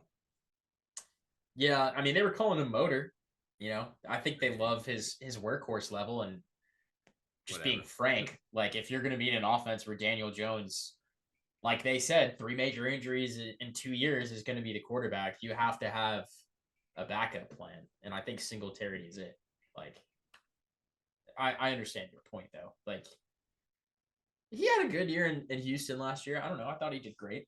The one part of the show that I watched so far that grabbed me the most was the pre-draft interviews that they were doing at the combine.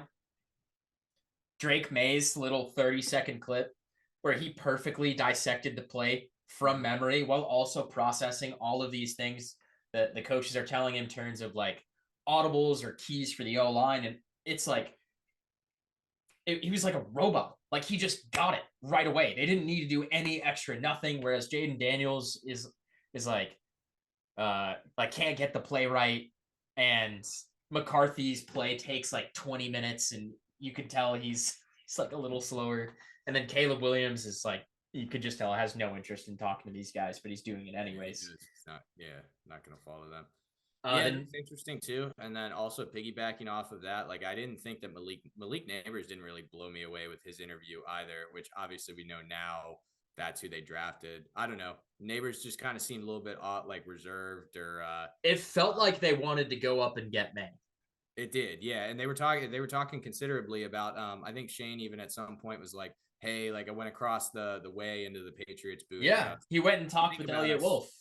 Think about it. So yeah, they definitely, I think, yeah, if Patriots are willing to trade out of that spot, I think that the Giants could have traded up for May, but obviously your Pats wanted him and saw something in May. And I do think Drake May is going to be a good quarterback. I think it's going to take a little bit of time just because I don't think the situation is great there in New England, but I think it will work out. But the one thing Neighbors said that he's not the only one that says this, but I hate this quote, or I hate this way of thinking. I know what you're about to talk about. People say I hate losing more than I like winning. That's such bullshit. Like I don't know. I don't like that quote. Like that's not where I expected you to go, actually. Oh, but I just like think that's like, I disagree when people say that. Like, you want to win. Like, you want to experience the glory of winning. Yeah. I don't understand people that say that they hate losing more than they love winning. I like to win.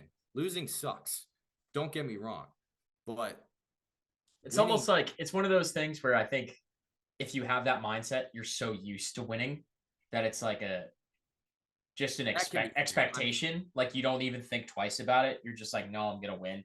And then when you lose, it's like, what just happened? Yeah, I'm not playing for LSU or Alabama or these SEC schools to basically rout everybody and win pretty much every week. And it's like, yeah, we went to South Carolina during the late 2010s and early 2020s. We were never like that great at football. But to that point, though, Patrick, of what you say, like of losing for some of these college guys being such a rare thing where they might have that point of view, like I think that like you need to shake that method of thinking, because the NFL, everybody loses. It's a much more even playing field. Even the worst teams can scrap out a couple wins against really good teams. And like, look at the Chiefs last year. They're the best team in the league. I think they still lost 6 regular season games. So you have to, part of being a professional athlete where the playing field is so level is accepting that you could lose on any given week, which is different than college. And it's another reason why I just don't like that saying, like, I hate losing more than I like winning. It's just doesn't resonate with me. But you do put a fair perspective on it. Thank you. I try my best. Tell me what your thought process or what your notes have been coming out of the mock drafts that you've done so far. I have very few. I've done a handful of mock drafts in different positions in the draft, different amount of teams. Trying to go with the most amount of teams per draft as I can, just because we play in a pretty big league. But Kamish, share some nuggets with me, man. Come on, help the T-Bags find some success this year. Yeah. So, and before people freak out, I know it is still July. Like, I'm not getting super in depth on my mocks yet, but I've done a handful of them already. At this point in the draft, I I understand that rankings are going to continuously change. So a mock that you can do now can be completely different in just a couple of weeks' time. But at this point in the early stages of the offseason or pre-mock era, I'm just trying to draft in multiple different positions and get a feel for who might be the general guys that are around at pick number, 4, 8, 12, whatever it may be. So I just want to quickly share with the listening audience what my latest mock draft was. I drafted out of the 11 slot in a 12 team PPR mock draft. And I'm not going to run through like every pick. I'm going to give my roster real quick. And then I'll just say a couple of tough decisions that I had to make, because at this point, I'm just trying to see like, okay, what decisions, like who are 2 or 3 receivers that are going to be roughly in the same tier. And then I can kind of isolate like what separates them. Then I can do a little bit of research off of it with some of the tough decisions I had to make. So, CJ Stroud's my quarterback. Jahmyr Gibbs, Kenneth Walker are my running backs. I got Puka Nacua, Mike Evans at the receiver slot. Cole Kmet is my tight end. Tank Dell is my flex. So I got that Stroud to Tank Dell QB receiver stack. Texans defense, I just kind of arbitrarily auto drafted them at the end. That didn't even count. Dustin Hopkins, my kicker. My bench guys are the following. Excuse me, accidentally. My bench guys are the following. I got Rashee Rice, Tony Pollard, Jackson Smith and Jigba, J.K. Dobbins, Tyler Algier, Xavier Legette, and Adonai Mitchell from Indianapolis. So it's a little bit of youth there on the bench. Yeah. I will say my tough decisions right out of the gate. I went with what was it? I went with Puka Nacua over Garrett Wilson. I just liked a little bit more stability there with Stafford compared to Rodgers, so that was a tough decision off the bat.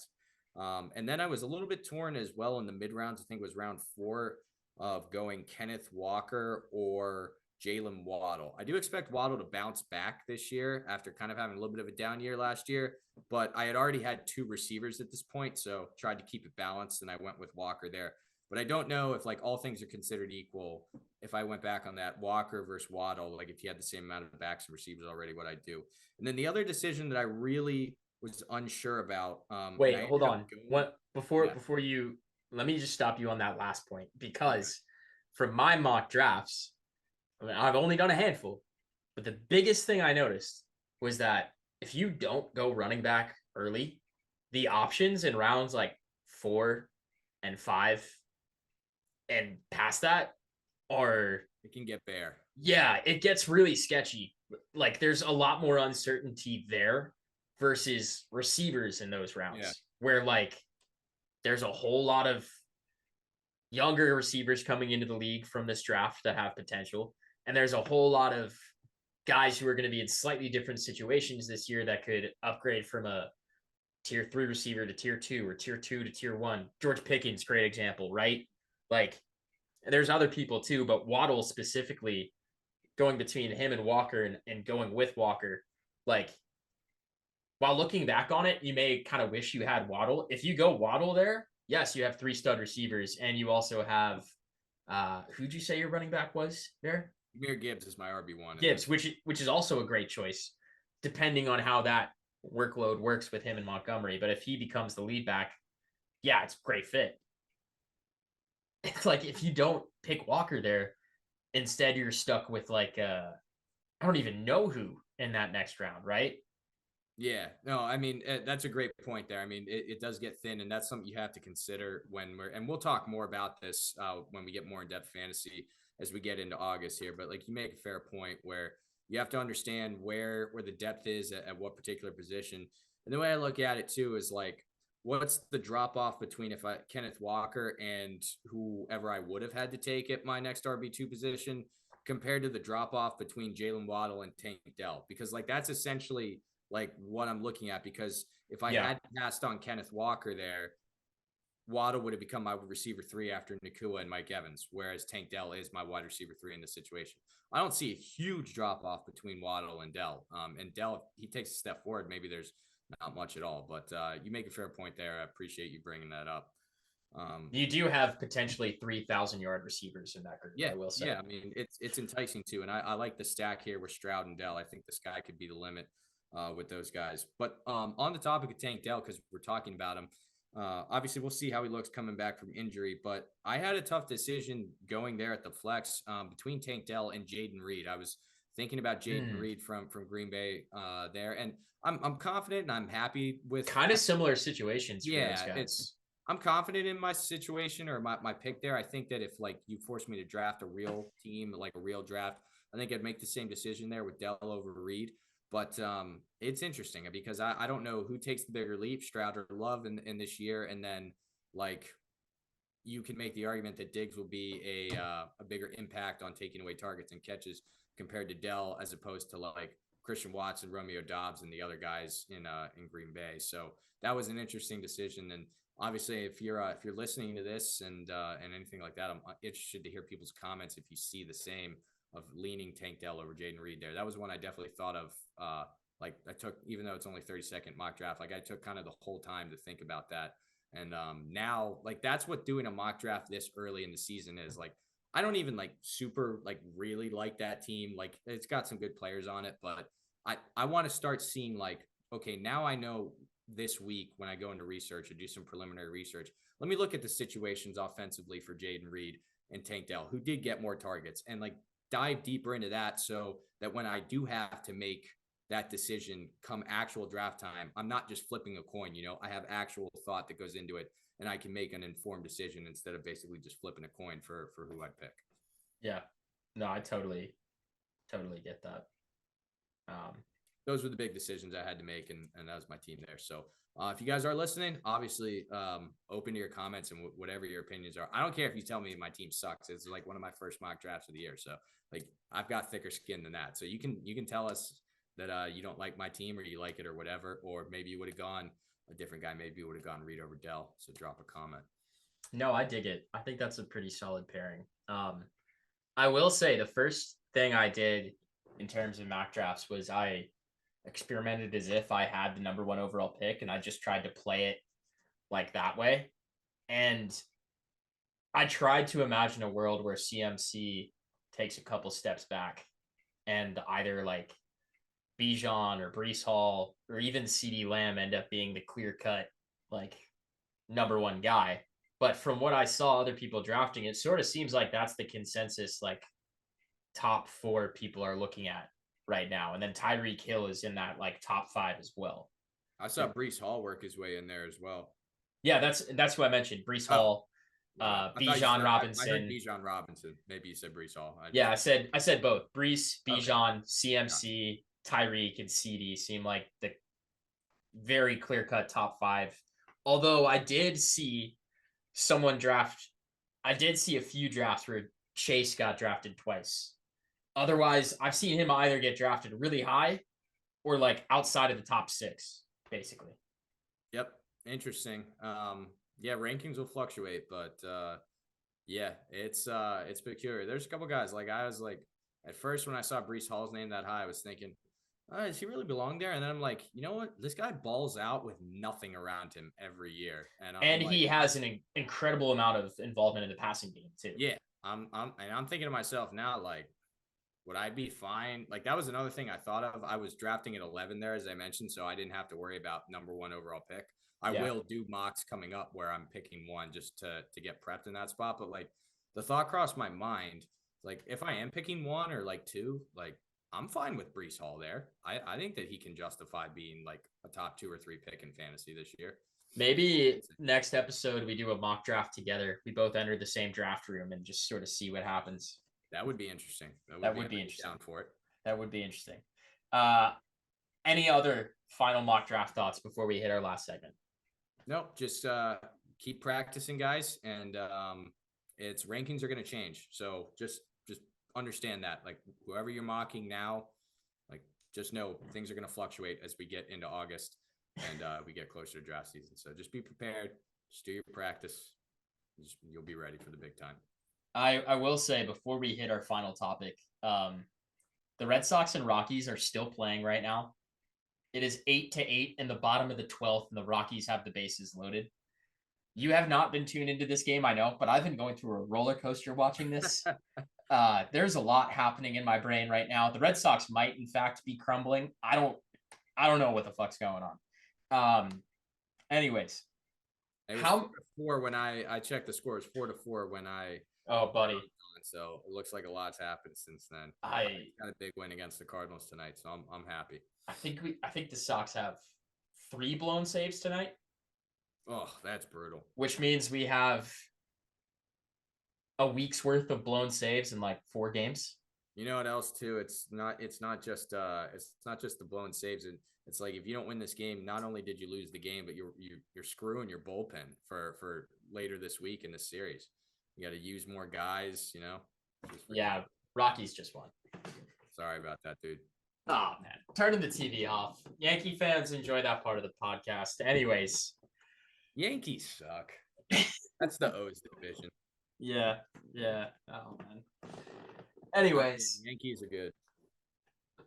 Patrick Mahomes, greatest quarterback in the National Football League. How many teams could Sir Patrick Mahomes win the Lombardi Trophy with? Better yet, Kamish. How many teams still wouldn't have a chance even if they had Mahomes take over? Like, who are you putting in there? I'm putting my Pats. I came up with 5 teams that I think that he might not be able to win it. Can I try to guess them? Yes. Patriots are in there. Yes. Commanders and Panthers are in there. Yes. You're 3 for 3 so far. Okay. This is where it gets a little tougher. Oh. Cardinals? No, I thought about them long and hard, but I thought that there is still talent there. I thought that Arizona looked better in the second half when they had a real quarterback in Murray. And if we're also factoring in some of the talent that they're going to have this year, like imagine Patrick Mahomes throwing to Marvin Harrison Jr., like that could get scary. So I think he could find a way with the Cardinals. I'm not saying it'd be easy. Okay. So Patriots are no. The Panthers and the Commanders are a no. How about the Raiders? I think Raiders, he could find a way there. I think it's a solid defense. You got Devontae Adams there. I think he'd win with the Raiders. Yeah, you're right. That was a dumb pick on my end. You're right. I would love that. Would be awesome. Yes, I just fantasized about Patrick Mahomes and Antonio Pierce lifting the Lombardi Trophy together. How about staying kind of in that neck of the woods? Oh shit! You wouldn't have the Chargers on there, would you? So I thought about the Chargers. I really did because they don't have a lot of weapons right now. But I'm giving him the benefit of the doubt because of coaching there, and I do think somebody will step up, young wide receiver wise. And he didn't have like a ton of wide receiver talent last year anyway, so it's not really even like a great argument just to say you don't have a lot of playmakers. But I will give a hint that'll probably give it away. You're in the right division for the team that one of the teams that you still haven't guessed. Broncos. Yeah. So Broncos, I think you've got Judy. There's one other team I didn't guess still because you had 5. Team. So I'll talk quickly about the Broncos. I don't know what Sean Payton's really doing there. I'm not saying that Sean Payton couldn't coach up Patrick Mahomes, but Cortland Sutton is a solid receiver, but that's kind of all they got right now. Judy's gone. I just don't like a lot of the other pieces. Defense are a little bit depleted. Didn't bring Justin Simmons back. You're the doormat of the division right now. I think that there's at least an argument to be said. Like the running game wasn't very good last year. With Javonte Williams, Samaje Perine, the combination thereof. And obviously the Chiefs needed to run the ball in part to help them win games last year. So I think the Broncos, you can make an argument. Are the Giants in there too? Ding, ding, ding. Pretty good. So okay. I will say if the Giants, we talked about some of their moves on Hard Knocks offseason, like they brought in Runyon, they brought in Illuminor. So maybe their offensive line is better. But when did we see Mahomes look his worst? It was when he was getting chased all around the yard because he didn't have any offensive line help in that Super Bowl against Tampa Bay. And so I think that that's more important. Like the Giants have struggled so mightily to protect Daniel Jones over the past couple of years that if they couldn't do that for Patrick Mahomes, I do think that is the one thing that could really prevent him from winning anything because like he's proven he can do it with little to no weapons receivers wise. I guess he's still had Kelsey last year, but he can turn average guys into good receivers. But what I don't think that he can mitigate for or compensate for is a crap offensive line. And the Giants have not had a good offensive line lately. I am also going to add the Chargers and the Saints to my list. Saints were one I thought about for sure, but I thought that he could hook up with Olave pretty well. Okay. But I'm down for the argument. Yeah, I feel good about adding those teams on there. Bad for those teams, but I feel good about it for me personally. The Vikings have me scratching my head a little bit right now. Oh no, dude! You give I him. know they have Jettas. I know, Yeah. and I know they have. They added. O'Connell at the helm. Yeah, I don't know. The Titans make me pause a little bit. I know they have some receivers there, but I don't know. Okay, I feel all right about this. Patriots, Commanders. We have the Giants in there. We have the Broncos in there. We have the Panthers in there. I'm also adding the Chargers, and I'm also adding. Who was it? We literally just Chargers and the Saints. That's right, Chargers and the Saints. So right now, together between the two of us, we have 7 teams: Chargers, Saints, Patriots, Panthers, Commanders, Broncos, Giants. Yep. Is this sort of a roundabout way of us saying the AFC West is the worst division in the league? Because I did offer up the Raiders too. Yeah, I think it all hinges to me on like how good or bad the Chargers look. I mean, does one of the young wide receivers take a step forward? Does Harbaugh make an impact right away? Because I think that the Raiders will be at least an average team. Chiefs will be the Chiefs, and the Broncos are going to suck. So what's the wild card in there? I think the biggest unknown is the Chargers, and I think that the strength of the AFC West will kind of be dependent upon how good or bad Los Angeles looks this year.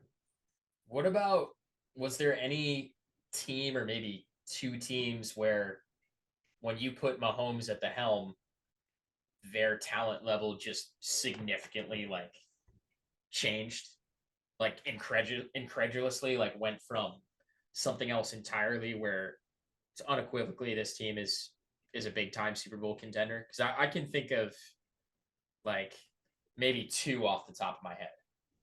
I mean, this is an easy answer close to home for me, and you guys could say there's a lot of bias. Like, I think if you put Patrick Mahomes in Pittsburgh, I mean, that's a massive jump. I think that we would at least jump a couple teams there.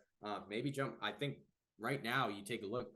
They might be the favorites to win the AFC North if they had Patrick Mahomes. And we're talking about a team right now that's projected to finish 3rd or 4th behind Burrow at least and Lamar Jackson, Bengals and Ravens respectively. I think you're taking at least like a 3-place jump. So that was one. Obviously, the other one is kind of low-hanging fruit that comes to mind is Philadelphia. I think Philadelphia is already like really good. Ooh. So like, I don't even know if that counts per se because they were in a Super Bowl just 2 years ago, but that team would be even higher regarded than like the 49ers are, right? Just in pure talent. You throw Mahomes in there with those wide receiver weapons. So sticking in the Keystone State for my answers, Steelers and Eagles, I would say, I guess. I think my biggest ones off the top of my head would be the Browns for sure. Browns 100%, actually. And then after that, weirdly enough, I'm kind of leaning the Seahawks and the Rams. Like Seattle, you have that. Seahawks is a better one, honestly, than Philly. Now that I'm thinking about it, you have the home field advantage with the 12th man. You got the new head coach over there. You've got the 3-headed monster of JSN, Lockett, and then you also have Metcalf plus Kenneth Walker. I feel like that puts them in the conversation for favorite of that division.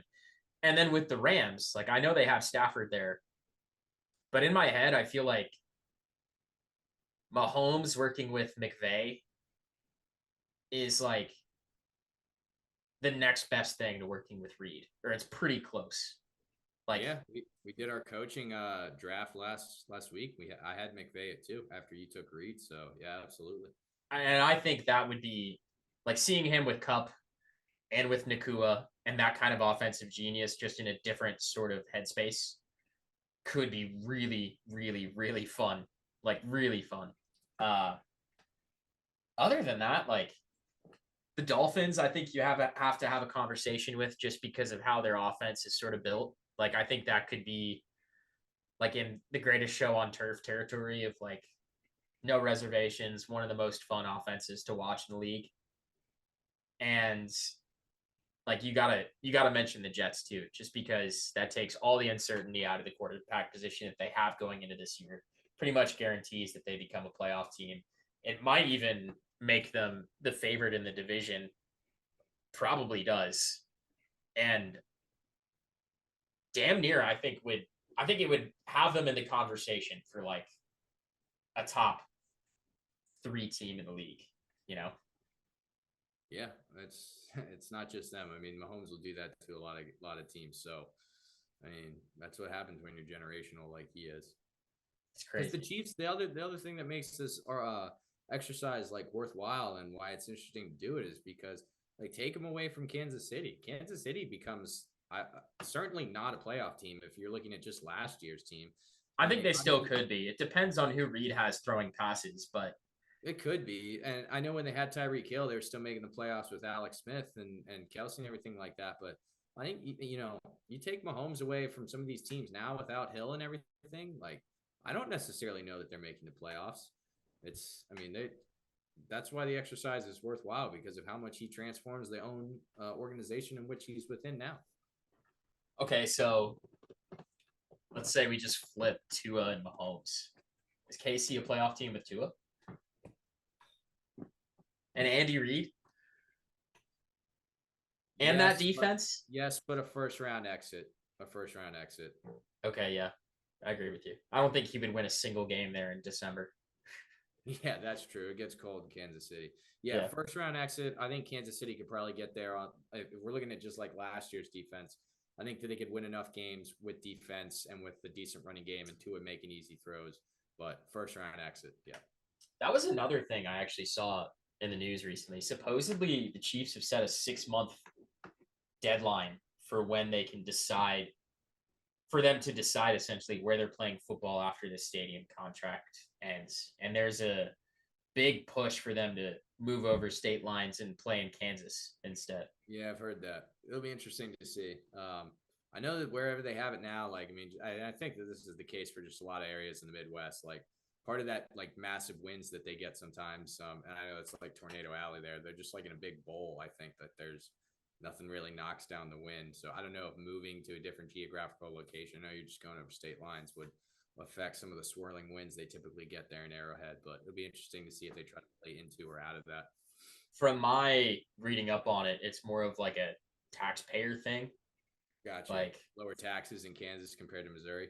no, it's like they're they're struggling to get the public to actually get on board with paying the taxes for the renovations to Oh, I see. Arrowhead they would need, Yeah, okay. or to build a new stadium or whatever. Uh, there's this big thought about trying to build a dome stadium, not just so that they can avoid weather, but also to maybe host a Super Bowl with Mahomes winning it in their own home stadium at some point. Right? You build a new stadium, you're practically guaranteed to have a Super Bowl in it, especially if it has a dome.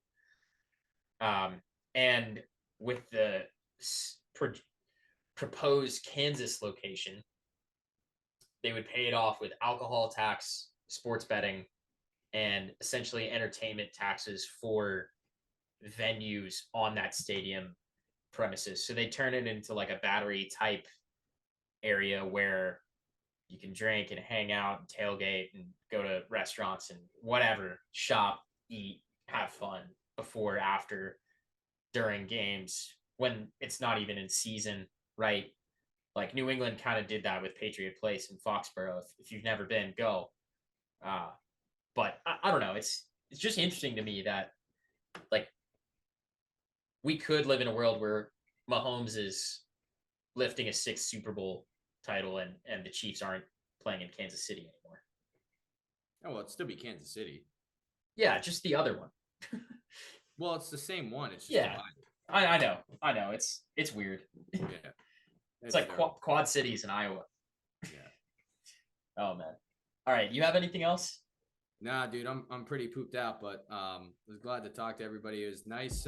It's nice to get a little bit of mock draft talk going in. It's always fun to get some fantasy talk going in, and yeah, just all the best to everybody. God bless out there, and like I said, don't buy into every video you watch. You're gonna see a video of Calvin Ridley running a pristine route in camp.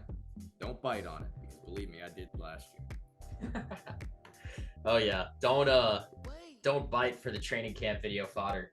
Don't do it. Whatever you do, it's just a tease. It's all marketing. It's all marketing.